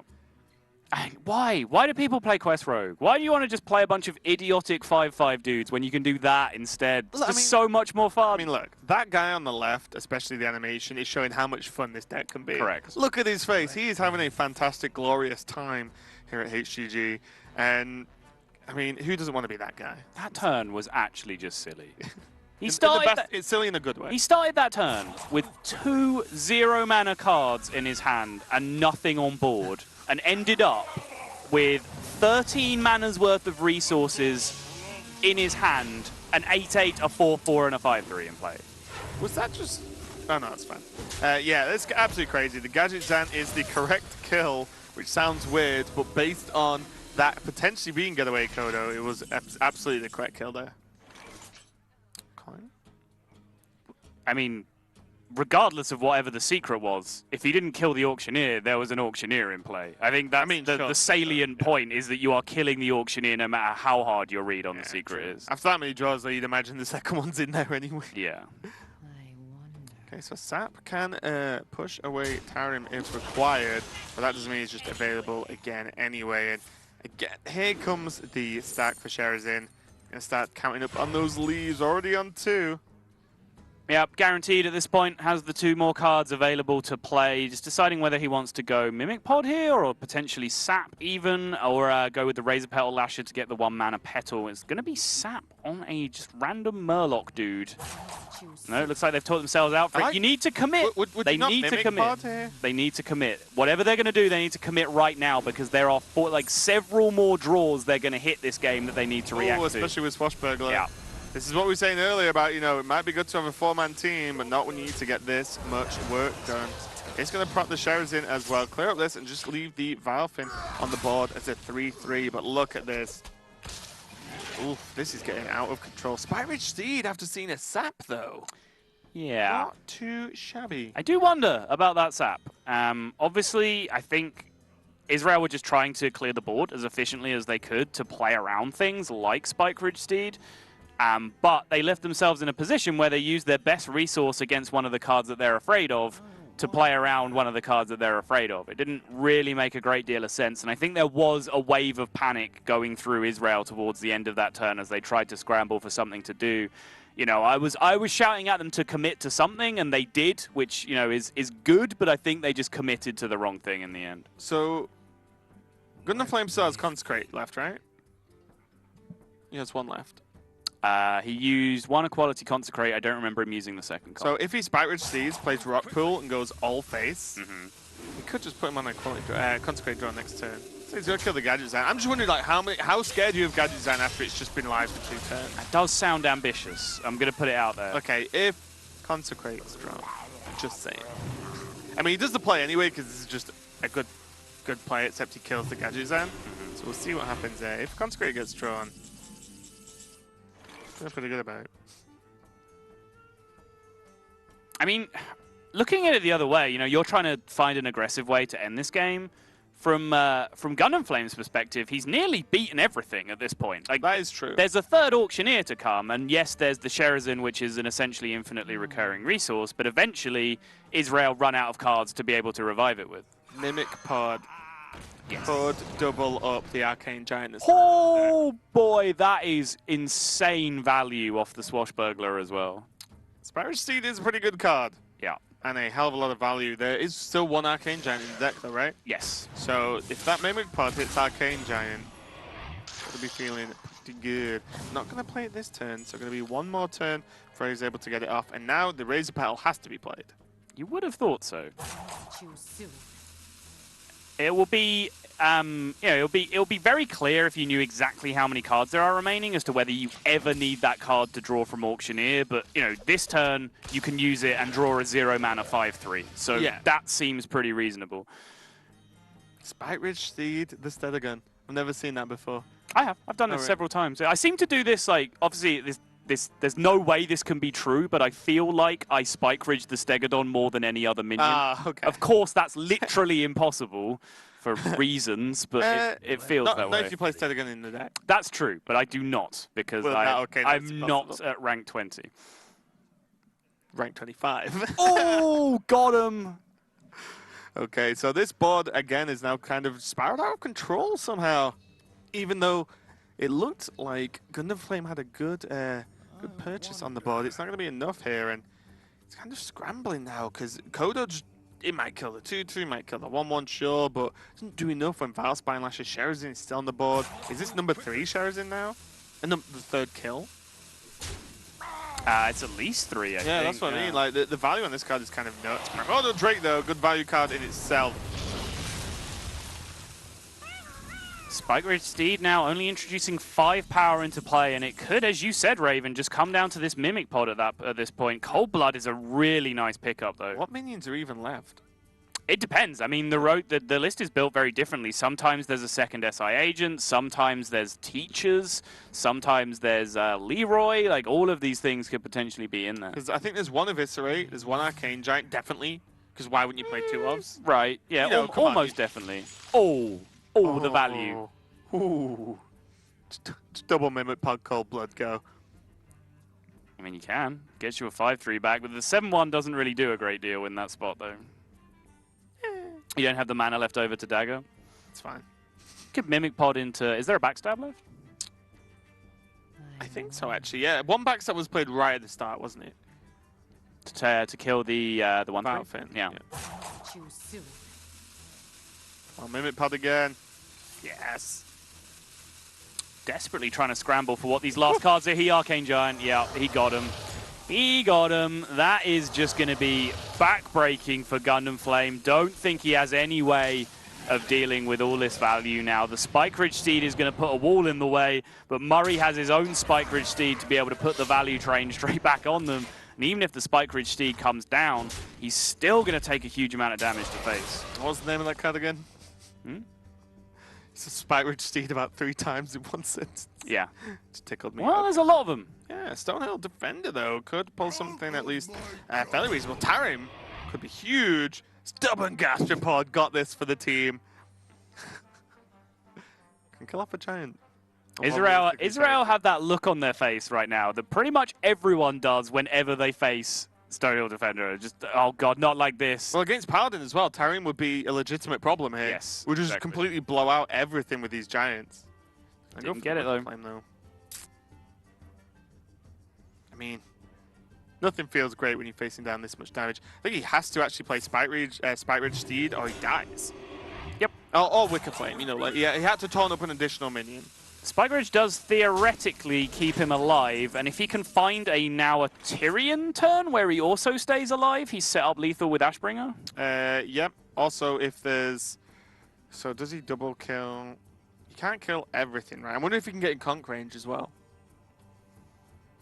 Well, there's only at most going to be 2 power left in play, right? And even that's not happening. The 3 trades as we see them are going to take him down to 1 power, so the Consecration setup seems unlikely. Yeah. Both True Silvers have been used, so that setup doesn't work either. And I think if Tyrion is the draw, then he's just going to be dead on board, so...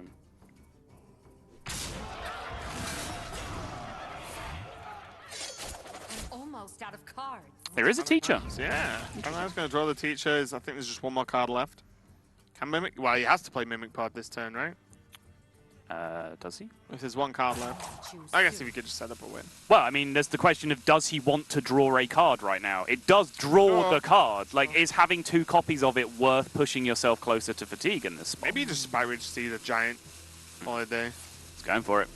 It means he probably knows what this is and he wants it specifically, and it's the Eviscerates, right? Yes, Okay, exactly. There we go. Yep. That should just be game ending through just about anything. Pushes the damage, has a second of this set up. Even Tyrion coming down. Holy Wrath. No. No Wild Holy Wrath appears. This is 2 taunts available. You can get a 3rd taunt. So yeah, Taunt would have to be Defender glorious, into though. Burn Bristle into, there you go, Pompous Thespian. I can fit Stegodon as well. Interesting. Does Sunkeeper doesn't do it, right? No. No. Because of this. Yeah, and he also knows there is an Abyss in hand because he saw one. He saw it get drawn off Mimic Pod and saw it get used. Card, yeah. Sunkeeper going to come down now, but that is, I believe, not going to be enough unless I am crazy. That's fine. The Burn Bristle, maybe it did. Did the Burn Bristle, Stonehill, and Stegodon play keep him alive? Curious. Either way, it's not a game. He was in with a fantastic shot of winning because his top deck outs were pretty much down to Tyrion at that point, which limits him. That's a 2-turn lethal that he needs to set up with Tyrion, which that's a long just isn't going to happen. Okay, and that is going to be very, very close indeed. Pretty much coming down to that Mimic pod to get the additional Eviscerate to continue the push there. And the additional Arcane Giant as well. Yeah, that's His true. Mimic Wow. pods hit Arcane Giant and Eviscerate that game. On point Mimic pods there for Team Israel and for Murray. They're going to go 2-1 up versus Japan here, so they are potentially on match point going forward. And again, I feel like this is just the beginning for a lot of these teams. We saw New Zealand take a win over Austria. Now we might say Israel take a win over Japan. Both results that the average Hearthstone viewer probably not have guessed. Yeah, absolutely. And as I mentioned at the start, this is just one of the great parts of this event. I think when you watch any major event, be it in esports, sports, mind sports, or whatever it was that we came against earlier, people love seeing underdogs. People, just love these people who don't get the chance, perhaps aren't even fully professional in what they do, just, through sheer force of will, just competing with much bigger, more important and powerful nations. Yeah, we're moving on to potentially the last game of this series. It's Yonatan versus Aqua, and it's going to be warrior on warrior. It's a weird moment when we're hoping for pirates. I really hope it's pirates. Well, we did see some Pirate Warriors last week. I think most notably, and I'm sorry to bring up this, especially because we're both on the Death Soul, but Firebat's Pirate Warrior versus, it was Jambray. That was a hell of a Pirate Warrior too. That guy knew how to Pirate Warrior. Just got him. Yeah. And then we see on the flip side, Tice, when he played against Pirate Warrior, having 2 Glocker Crawlers in hand, felt pretty sweet. But yeah, it's going to be a warrior mirror. It is difficult to imagine a world where at least one of these players isn't playing the Taunt Warrior, maybe even both. And we saw how that one played out in the match earlier, or the game earlier, sorry, with Patra versus Wife Coach. And it pretty much was whoever got the quest done first. I mean, in a very commanding position. I said it at the start of the matchup before it even happened, and I wish it had played out differently. I would love it to, but it unfortunately just didn't. So Aqua is on the line now for Japan. He has to win, or Japan is losing this series. It's a first of 3 format in terms of taking home the series. And Aqua isn't really a player we've talked too much about, but he had a lot of success in the APAC playoffs for the previous season that just recently passed. He missed the cut. I'm not quite sure on his final positioning, but I know he was still being featured on stream very late on. I remember the game that he played against Blad, which I believe was at 4-2 at the time. Yeah, I think so. So I'm not sure on his final record, but he was still. I believe he went through the Swiss with a positive record, which is an achievement in itself when you're up against the very best players in the region. I think it was either tiebreaker or it was that one game out. It was, I'm pretty sure, no more than that. So we'll see what he can do now, as we can see both players, to the joy of everyone, are playing Fire Plume's Heart. So it is going to be the Taunt Warrior versus the Taunt Warrior. Already, though, we can see Armor Smith in Yonatan's opening hand, so he's definitely playing the more almost feels like an all-rounder version now, as opposed to the other list without it. Because although it's kind of tech for Freeze Mage, it's also kind of good versus Pirate Warrior, for example. So it's kind of just an averagely good deck, as opposed to the cards without this, which I feel are actually just better in some other matchups, like control matchups. Yeah, I think it's just wise to bring this version. I expect most versions that we see will have, the Armor Smith, Shield Block, Shield Slam, etc. that's been popularized recently in response to Freeze Mage.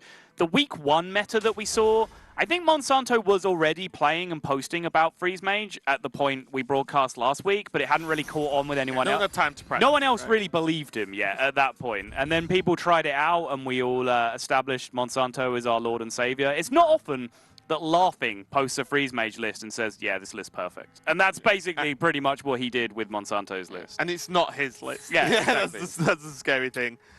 So now that Freeze Mage is back as a dominant force, and you'd be expecting most of the countries to be bringing Freeze Mage, it just makes sense to have your Taunt Warrior at least have a chance against Freeze Mage. Because without Shield Block and Armor Smith, you lose. You do just lose. Yes. Okay, so nothing too crazy to start off, as imagined in this matchup. Both players equipping the quest. Even though we don't have it on the upper screen, obviously both players did start with it and equip it. Is the main way to win in most matchups, and especially this one. Tar Creeper coming down for Israel here, and getting off to a very quick count. Stonehill coming down for Aqua and from Japan. Fantastic card for Quest Warrior. Of course, it's a fantastic card for just about any class in the game, but Quest Warrior in particular, it's just that 2-in-1 taunt activator. It's exactly what you need. You can react to the situation. You can pick a higher value card or a bigger taunt if you're trying to block some aggro. If you're trying to just rush your quest, you just pick the cheapest thing there and just get going, or just whatever fits into your curve the most naturally. I think Daihorn actually overall is just the highest value card, so no surprise to see Aqua pick that one up. He had no real curve anyway going forward, so going for the 5-drop seems pretty reasonable to me. You know, the Stonehill defender for Israel. I love the look over my shoulder. Do it. 3-drop on 3, guys? Yeah, 3-drop on 3. Yeah, all right, let's go. That's one. That's one. Yeah. Daihorn action, guys. Yeah. There are some moments where Public Defender is actually really good because it's cheap. Yeah, we've seen cost 2. We've seen multiple games where it's actually this play has happened and Public Defender's been the 2-mana squoze in the turn to actually prop the quest. And he looks like he's going to go for it. Interesting. Aqua will now have his moment of 4-drop on 4. Yep, 4-drop on 4. Seems good. I really don't like this deck. I don't know if anyone's got that impression yet. You're right over there. No. Okay. I imagine this isn't going to be an attack from Japan. This is, again, something, you know, you mentioned a little bit, Sol, is like when to attack into the Tar Creeper, yeah. For example, or you could just 1-for-1 into the yeah. I Stonehill. wonder about that attack a lot more. Whether the 1-4 into 1-4 trade is worth it here. It probably isn't because you know you don't have War Axe. You don't know whether your opponent has War Axe. Also, sleep with the fishes as well. Very right? true. Those, yeah. Then suddenly the 2 attacks can actually make. That's a fair. difference. Yeah. That's a good point. Yeah, I think passing ends up being correct. Spellbreaker. Hello. So just so you know, you don't silence a taunt and get -1 off the off the count. That would be funny. But yeah, it's gonna be a 4-drop on 4. Might actually be worth Spellbreaker and the Bloodhoof. Okay. It doesn't have taunt though. Misplay. Is there a Fiery War Axe play that makes any sense? I mean, you can make 4 with 2/2s this turn, which is still well within the Taunt Warrior philosophy. That's true.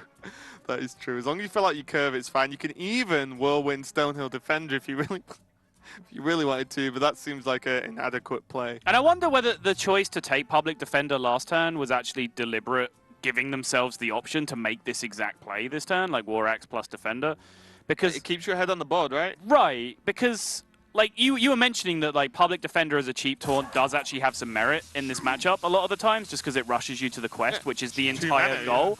But it didn't, unless they were making exactly this play, it didn't really fit their curve very well, you know, because they had Armor Smith on 5 already. Well, it would have to come out on like 6, then you just take the hatchling, right? Right, or exactly.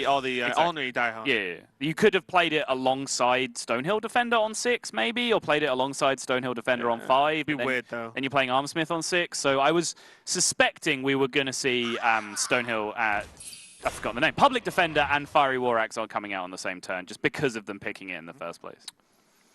5-drop on 5 for Aqua. He's nailing it so far, but he's actually just a little bit too slow. Just even though he's actually hit a pretty perfect curve so far, the fact that Israel have been able to play the multiples is just maybe giving them a little bit of initiative here. I think I like the. Do you actually go into the Stonehill this turn? Because you can see weapons available. There is 5 damage. Yes, you don't die from 5 damage, but Whirlwind is common as well. Like, do you actually just make the potential weapon trade deal 5? I think like 5 going into the Tar Creeper as well is important, right? If you enrage, the Bloodhoof, then if he wants to full trade with the 1, and the 3 from the weapon, then that's killing the Tar Creeper as well. I think that's totally fine for you. Just go for the defender, just get it a little bit lower on health. Means that cards like Sleep with the Fishes have a bit more chance along with a bit more help to actually clear off the minions. You know, even though we sort of joked about it, like a 0-7, yeah, 0 attack, but 7 is a lot of health to get through actually. Yeah. And it's still, you do want to actually clear up the board as much as possible, because once you get that Ragnaros hero power, you want as little minions on board so you can start pushing that extreme amount of damage. Ali Armor Smith coming down. You just smash Brawl here. It's a decent Brawl, but does Whirlwind Sleep get you any better? You can trade off your damage 3 health minion to kill one of the others with the Sleep. There is potential to brawl, though. It is kind of a dead turn here. He can Bloodhoof Brave if he wants to, but it's not ideal. If he brawled, he'd have to Whirlwind to fill out the curve, though. Yeah. That's the only I think if you're going to go for a ball clear this turn, I like the sleep line a little bit more than I like the brawl line, but I also just don't see anything wrong with just doing what Aqua's been doing this whole game so far, is just jamming taunts and hoping that he gets there. Yeah, and to be fair, you're representing quite a hefty board yourself. So if your opponent brawls, it's a turn then probably not developing taunts, and they've brawled for you to a certain extent. Sure. Because until you hit the quest, you're okay just the game not really going on, right? You know what I mean? Like, you don't really make much progress other than on board. So unless you're about to hit the quest, you're really not too fussed what happens anyway. Yeah. Now, you know, Aqua for Japan here has actually just got the better end of the stick in terms of presence on board, as this Tar Creeper and Stonehill definitely do not match up versus the two Bloodhoofs here. They don't, and he doesn't really have any more high-value taunts in his hand right now. He has a taunt minion that he can play this turn, but he's not really contesting the board presence too well, and Armor Smith not the draw he was looking for at all. We've talked at length about how that is a dead card in this mirror, and so far, all the Quest Warriors have come teched for Freeze Mage and have just run into each other and just kind of butted heads and cancelled each other out. Yeah, I mean, Armor Smith does almost nothing except for the point you brought up earlier, which is kind of defend against Dirty Rat. You know, like you have it in your deck to not play in this matchup at this point, which feels kind of strange, but it just doesn't do enough. As you know, even 10, 12 armor is relatively insignificant against a Die Insect hero power. Yep. And I think Dirty Rat, which is kind of strange for me to say because I'm generally not a huge fan of Dirty Rat, but it's one of the cards that makes this matchup kind of interesting at times because, you know, playing around Dirty Rat and choosing how to use your Dirty Rats is actually one of the more engaging and difficult aspects of playing the deck. The rest of it is, as we've mentioned, just kind of just developing your curve of taunt minions in the most efficient way and then just taking the advantage from the huge hero power you get out of that. Yep. And then one turn away from getting that Drake down. There's an option to actually just Whirlwind Sleep with the Fishes here, or just trade Sleep with the Fishes, maybe. Direhorn Hatchling, 1 mana off being efficient here. I think Israel are 1 taunt ahead currently. I think they're up 5-4 over Aqua and Japan. So they do have the slight initiative. They could even, I think, if I've kept track of that correctly, finish the quest next turn with Stonehill Defender if they get a cheap enough taunt offered to them. And you probably would just take something as cheap as possible, right, to fit in that same turn? More than likely, yeah. It depends on the card that you draw as well as to whether you need to use all that mana this turn or whether you can just do it next turn anyway, just in terms of what your hand looks like in overall mana efficiency. But more than likely, if you can get something cheap enough to get it done a turn early, you will do that. So it is going to be Sleep with the Fishes here. And then the trade into the Ali Armor Smith is going to clean this up. Another Bloodhoof Brave just to, you know, challenge the Spellbreaker at this point, and the weapon's not going to be able to quite clear it up from Israel, so he wants to use the Whirlwind. Maybe that's okay.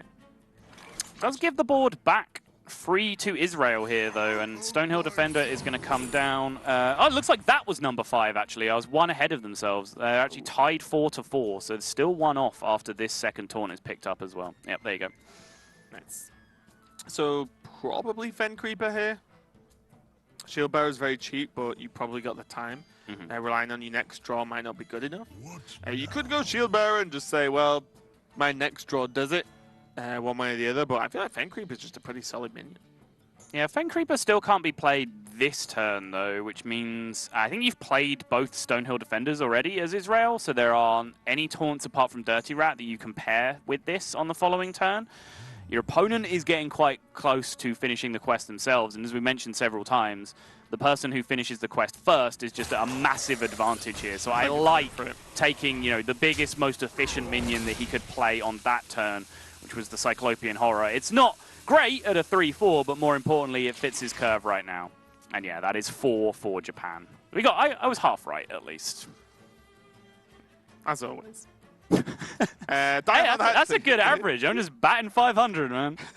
Direhorn Hatchling is an option here, as you know the Primordial Drake, you know, on curve fills it out nicely, but doesn't do anything at all.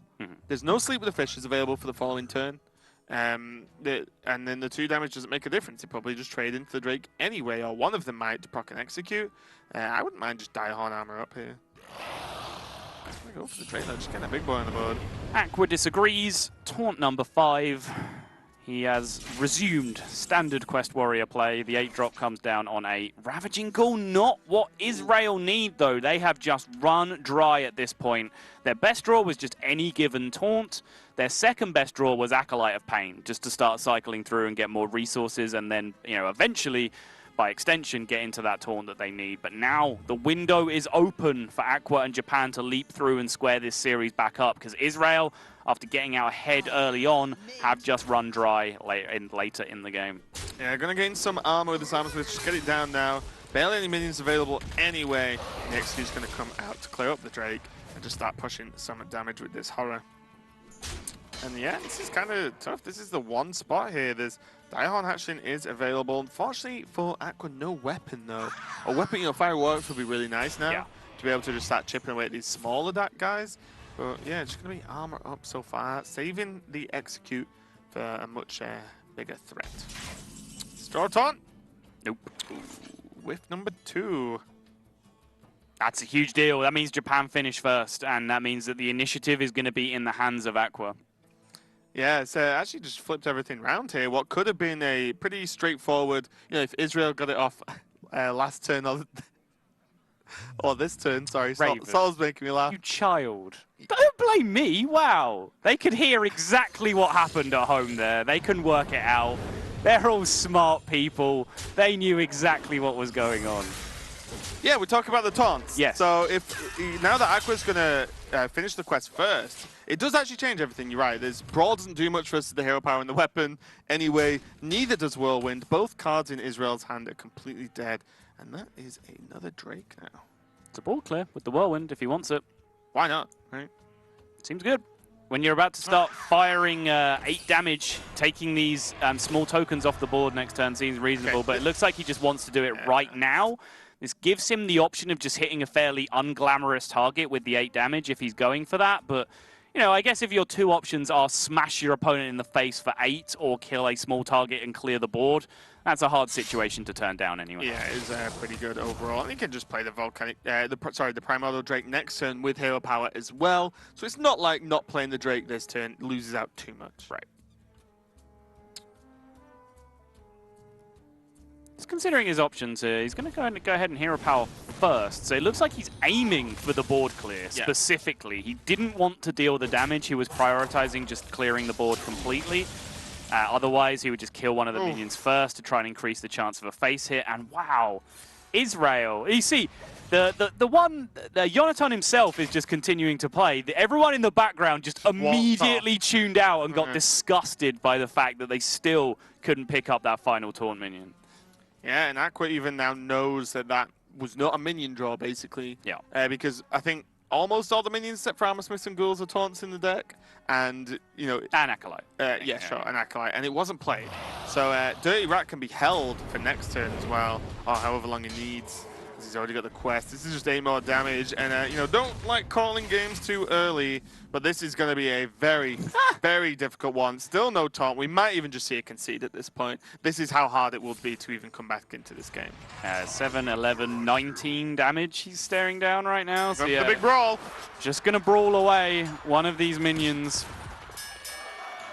Does get the superior outcome. How fortunate for them. They can now Whirlwind and Sleep with the Fishes, but they are just going to give it up in the end. The concede is going to go down.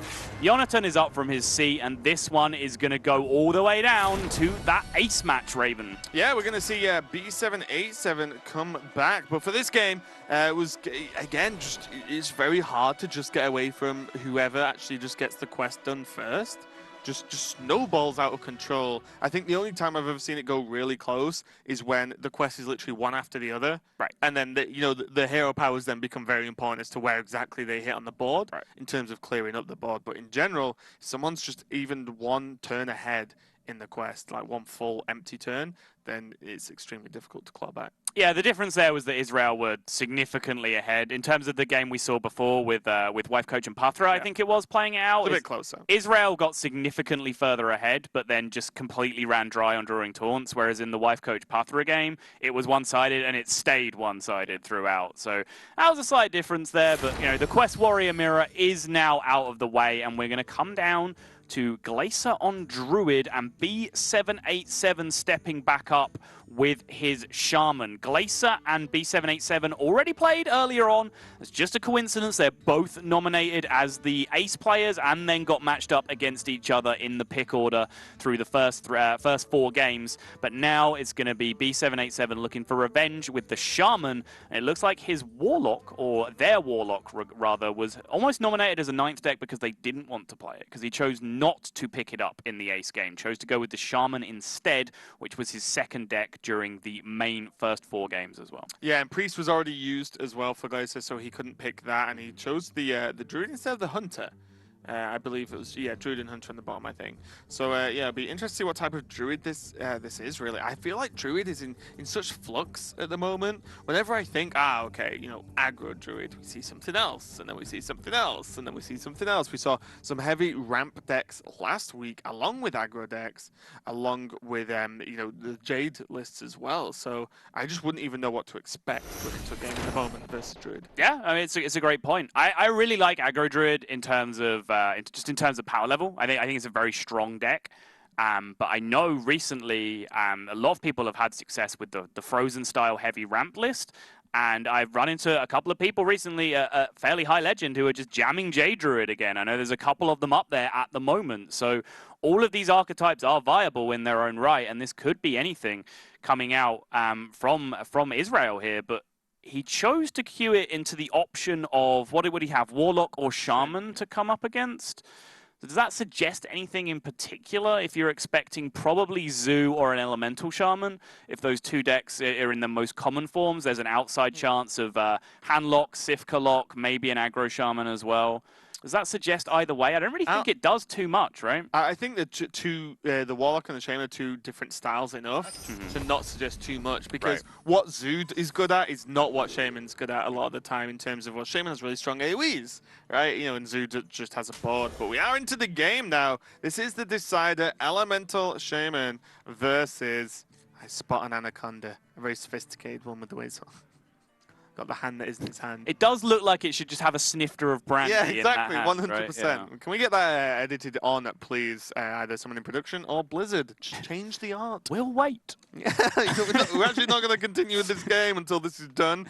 This is an official request. But now this is the heavy ramp Druid from Israel. We can see Moonglade Portal swooping back into the Druid lists. Been gone for quite a while. But now it's one of the key cards, helps develop a big dude, and just an extra little bit of health for this deck, because it can, you know, have a bit of a rough opening a lot of the time. Well, more importantly, you also just have a bunch of minions with 8, 10, 12 health. So, like, the ability for Moonglade Portal to just get repeat value out of the huge dudes that you play in this deck is the big reason why it's come back in. And the actual self-heal in the deck is more often in the form of Fel Rage and Earthen Scales. Like, Earthen Scales on its own, even if you only play one of them in the deck, it's quite often just enough to be as much healing as you could ever possibly need in this particular deck. Well, as you see on Japan's side, in B787, playing the Elemental Shaman, we see hexes, which are going to be huge. But the problem is, are there enough hexes? No. Because if you look at an average deck list, like the screenshot, the image of it, the curve's pretty reasonable. Normally halfway down the list, you're about 5 mana. Not with this one.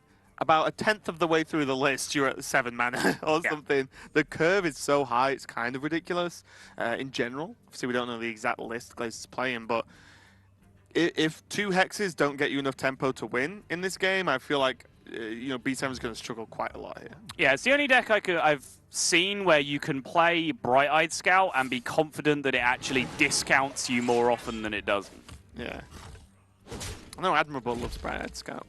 Well, I mean, the thing that people really miss about Bright-Eyed Scout is that it draws you a card. Like, if it like costs 5 and it was a cheap card to begin with, that's annoying, but you still have the next card in your deck in your hand a turn earlier than you would have done otherwise. That's what drawing a card does.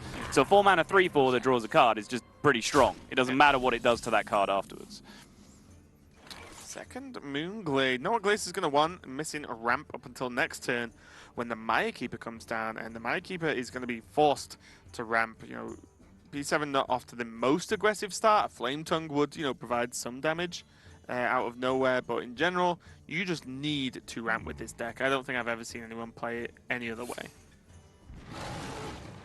Just going to go ahead and Hero Power. Not too much to do so far, and nothing looking too promising going forward either in terms of real explosivity. Maya Keeper into the Moonglades, as you said, is going to help him just ramp up and start get going a little bit, but he doesn't have those absolutely back-breaking plays where you just innovate super early, get down a giant Anaconda when you have a Yashiraj in your hand, you know, all this kind of nonsense that this deck is capable of. It's at least being a little bit honest in that regard in this matchup. Well, we saw as well last week Barnes into Anaconda, Yes. Anaconda, into Deathwing, I think it was. Yeah. Which is just, yeah, what are you going to do? Hex would help with that, of course. But yeah, you know, none of these early cards are going to do too much. Ysera, for me, one of the strange choices in this deck, because it's not a 5-attack minion. It is a dragon, though, and you do play Deathwing Dragonlord most of the time. Okay, yeah, that's true, that's true. It just feels bad when you... I've seen this situation more than once, Giant Anaconda and Ysera in hand. Right. Which is frustrating at best. Yeah, you kind of get into this spot of, you know, how many plus 5-attack minions are actual quality Hearthstone cards. Because, you know, I watched Dog encounter this exact scenario. I need one more big high-attack dude in this deck, and he ended up with Ultra Sword. That sounds okay to me. That's kind of where you are when you start getting that deep into having, you know, huge attack minions in your deck. I do like Glacial Shard as a choice here, believe it or not. I think against a heavy ramp deck with big dudes, freezing one for 1 mana, I'm okay with, and also it's a very cheap elemental proc going forward. Stone Sentinel does have merit though, because of the 2/2/3 taunt. I think Earth and Elemental is less so, because of how heavy the overload is. Really? You like the high attack on the Elemental, right? Yeah, I'm just taking Earth Elemental and killing him. That's my plan. You're not gonna sit around and outvalue this deck. They're gonna like swarm you at some point. Sure, I guess Earth Elemental next turn, followed with squeezing Hex the turn after, could get you enough tempo to actually just win. Okay. Yeah, Earth Elemental, Hex something, Aya plus Flame Elemental potentially, and then go into Blaze Cooler. It can get you there. It can get the job done. But yeah, I just like, you know, big stats against Druid now are even stronger than they used to be. You know, we used to say, okay, this is a huge minion, they only play 1 Mulch, there's a good chance it sticks to the board. Now, Mulch just isn't in the format. They play 0 Mulch. They're not suddenly slamming Naturalize in their deck. I'd love it if they did, though. I mean, they might at some point in the future. I'm never going to say never. People played Corruption in the last meta. It can happen. But yeah, if you just have a huge pile of stats to jam early on, especially with Earth Elemental, which is, you know, kind of an innovate effect in itself, you know, Overload just kind of being reverse innovate in that regards, then that's just a huge benefit. You can just get out ahead of the Druid, really start putting pressure on them, not give them all the time they need to ramp up. Time waits for no one. Definitely a tough one. He's going to actually Earthen Scales to get a trade off here. It's Tempo Push, Fel Rage, and Hero Power now to take out the 4/5. I actually like this play a lot. Just making sure the board doesn't snowball, because that's how they're going to lose this game, is if a board of high health minions that Swipe doesn't interact with well sticks to the board, and then suddenly they can just snowball from that position, get value out of cards like Flame Tongue if they're there, and just keep pushing the elemental train turn after turn. That's what's going to lose you the game from my perspective, so I like Israel's reaction to that, and now Earth Elemental is going to come down, and because they've cleared up all the available trades to take care of this Maya Keeper, it means Swipe is just a very effective answer to it. Yeah, see, I told you Earth Elemental wasn't good. All right, good call, Raven. You got it. Wow, now this is when you start seeing silly things happen. Yes. There is Anaconda. We're not swiping anymore this turn. No. Anaconda into Deathwing Dragonlord, and then when he dies, it's into Ysera. Yes. But we can see Hex is available, which was the benefit of playing the Earth and Elemental this turn, because you can still squeeze in the Hex just about. That's perfect as well. Now that Fire Elemental's available, it means that awkward Aya plus Flame Elemental turn doesn't have to happen on 7 to activate the Blaze Caller. You can just use Fire Elemental on its own to activate Blaze Caller if he wants to. But yeah, this looks like a pretty tempting trade into the Anaconda turn, just because he doesn't really have anything else to do with his Hex. Yeah, I was going to say, there is no world in which you wouldn't Hex this, right? I mean, there's a scary thought where you're like, oh, it'll be fine, I'll Hex the big thing that comes out. So he could have traded into it and Hexed the big thing. Right, and some of the big things, as you so succinctly put it, like some of them are Yasharaj, that gets value immediately on the turn it's played, whereas that's value that you deny if you trade into it and then Hex it immediately afterwards. So, I mean, Japan and B7 here, you know, the line of taking the Earth Elemental kind of signifies a certain amount of aggression in the first place, and I guess you can say they're backing that up by just trying to be aggressive and not trade too much. So I buy it, but, you know, it seems like potentially some value could have been denied there by trading first. Yeah, and if like, you happen to pull the minion they wanted to play, then it kind of potentially messes up their following turn anyway. That's also they gain true. Nothing, right? Yeah. So yeah, we'll see how that one works out though. But with no Hex available, there's what, 7 damage available on board. Deathwing Dragonlord, 1 Hex already gone. How do you deal with this? Oh, you just push, right? Live that smoke life. Yep, 7 to face looks like the best solution here. It's going to take time for Israel to get value out of the Deathwind Dragonlord. And you're at 29, so you don't really mind if Israel decide that they just want to race you with this 12 damage. That doesn't seem like a plan that they're winning. You saw 1 Earthen Scales, 1 Feral Rage get used as well already. There are the 2 Moonglade portals in hand, of course, which can put paid to any smorking attempt. But, you know, you have, what, 7 on board now, Fire Elemental for 10, Blaze Caller for 5 more after that. So it's 15 damage total. That doesn't require much of this power to stick to the board to end the game if there's no healing or taunt in hand for Israel. The downside of that plan is that this deck is largely comprised of healing and taunts. Yeah, I do like the way this working this in though. The Tar Creep is going to be really nice. You still get extra burst from the Fire Plume Phoenix, and then you can still Blaze Caller next turn. You can still Fire Elemental if you want next turn as well. Sure, I like this too. This is looking nice. Moonglade Portal, it's going to have to be played. Looking for a taunt here. I got the best deals anywhere. Auctioneer picked up.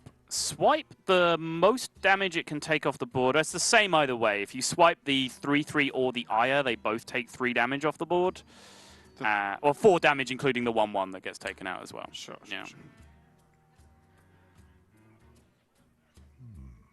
Tough call. Yeah. 5, 6, 7, 8, 11 damage on board. So yeah, unless they swipe, they are dead to Blaze Caller next turn. So I imagine the swipe is always happening. Do you ever swipe on the Fire Plume? Because it actually removes more minions from the board because of Flame Tongue. I mean, I guess that's as good a tiebreaker as any. Like I said, yeah, it's close. Yeah, Obviously, Fire Plume and Ire just both remove the exact same power off the board, no matter which one you swipe. So yeah, I guess this makes sense. Looking for the Innovate off the swipe, don't hit it, and that means there is now 7 damage left in play, meaning Blaze Caller will make it 12, and they're just that little bit short for now.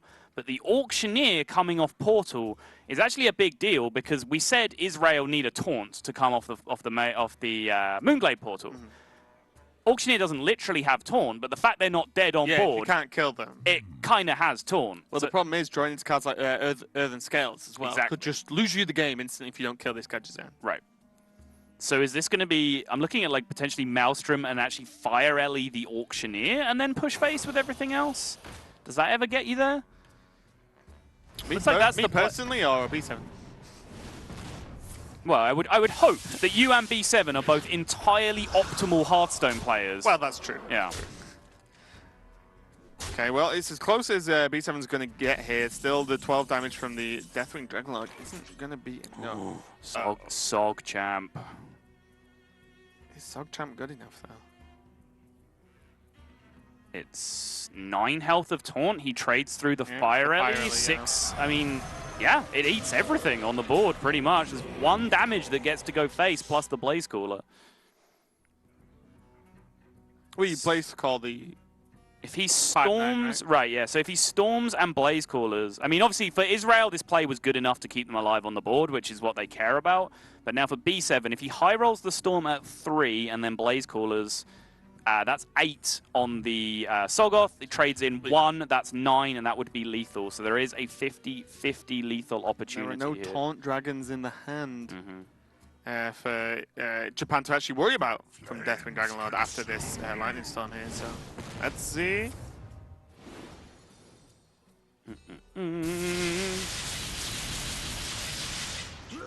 It's actually guaranteed, Yeah, it's right? guaranteed. Yeah, low the roll. 2 attack on the thing. Yeah. Yep. It's going to pull the Ysera, but Japan take it. Job done. B7, although losing his first game, redeems himself for Japan. I'm not even surprised to see him wearing the shades. He does it every single time. Flick the shades on there for a second. Not a surprise at all. And it's going to be Japan take a very, very close series over Israel here. It was right down to the wire. No, definitely no disgrace from Israel there to be able to go head-to-head with a bunch of extremely experienced players. I mean, I know in the Western audiences, the APAC events for HCT and for just APAC events in general don't get the viewer figures that the Western events do because the community just isn't connected with those players as much. But these are guys who have played at the highest level in the APAC playoffs and prelims before that last year, as well as being championship performers in many cases. Gundam Flame himself, a Japan national champion. So incredible performance from Israel just to be able to take it to the wire against Japan. But in the end, maybe just that extra little bit of quality got them over the line. Yeah, and also as well, a bit of a risk in itself bringing that Druid deck because it is just potentially open to, some aggressiveness, some going wide on the board decks as well, like Elemental Shaman can be. So, they did be a little bit risky with that Druid deck, but still it was a lot of fun to watch. I wish we saw something crazy happen. I loved it last week when we saw the Anaconda into Anaconda was kind of great. It was getting there. I mean, we got Anaconda come down, it got Hex. We did get the Deathwing Dragonlord coming out with the ability to pull Ysera. Maybe that could have been good enough. But, we talked about the Hex decision from B7. I think, based on the actual results, although that's always a dangerous line to go down, his assessment was that if he hexes that and keeps pushing, he gets there before any big 10-mana minion actually has a big impact on the game. That did turn out to be the case, so his strategic evaluation of the lines in the matchup seemed to have got him there correctly, and you can see how big of an impact that win has on the group. Yeah, and also the how close the group is, and it seems weird to say how close the group is, but both matches going 3-2 means that tiebreakers in this group specifically are already tight. Right. And it means, we are only, one match in for, 4 of the 6 teams here, but already just no one having a 3-0 lead and that strong already, the 3 sort of game score up on everyone else is going to be important as we move through the groups. But that's going to be it for this match. We have plenty more matches coming up, 3 more in fact, for you guys. So don't go anywhere. We'll be back soon with more Hearthstone Global Games.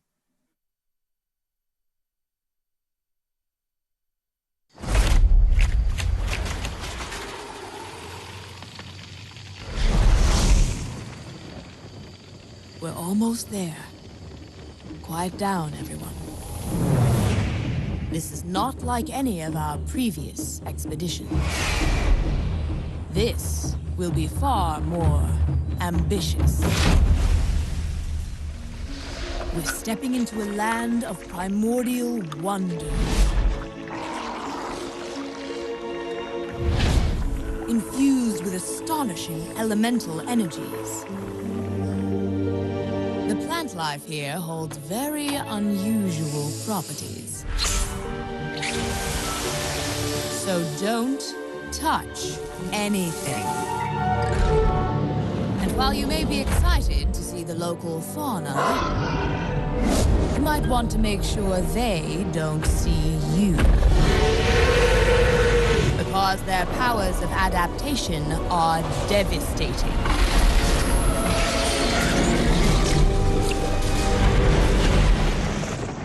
Make no mistake, we will be tested at every turn. But if we stay on our guard, we might just survive. Now then, are you ready? Then let's journey into Ongoro Crater.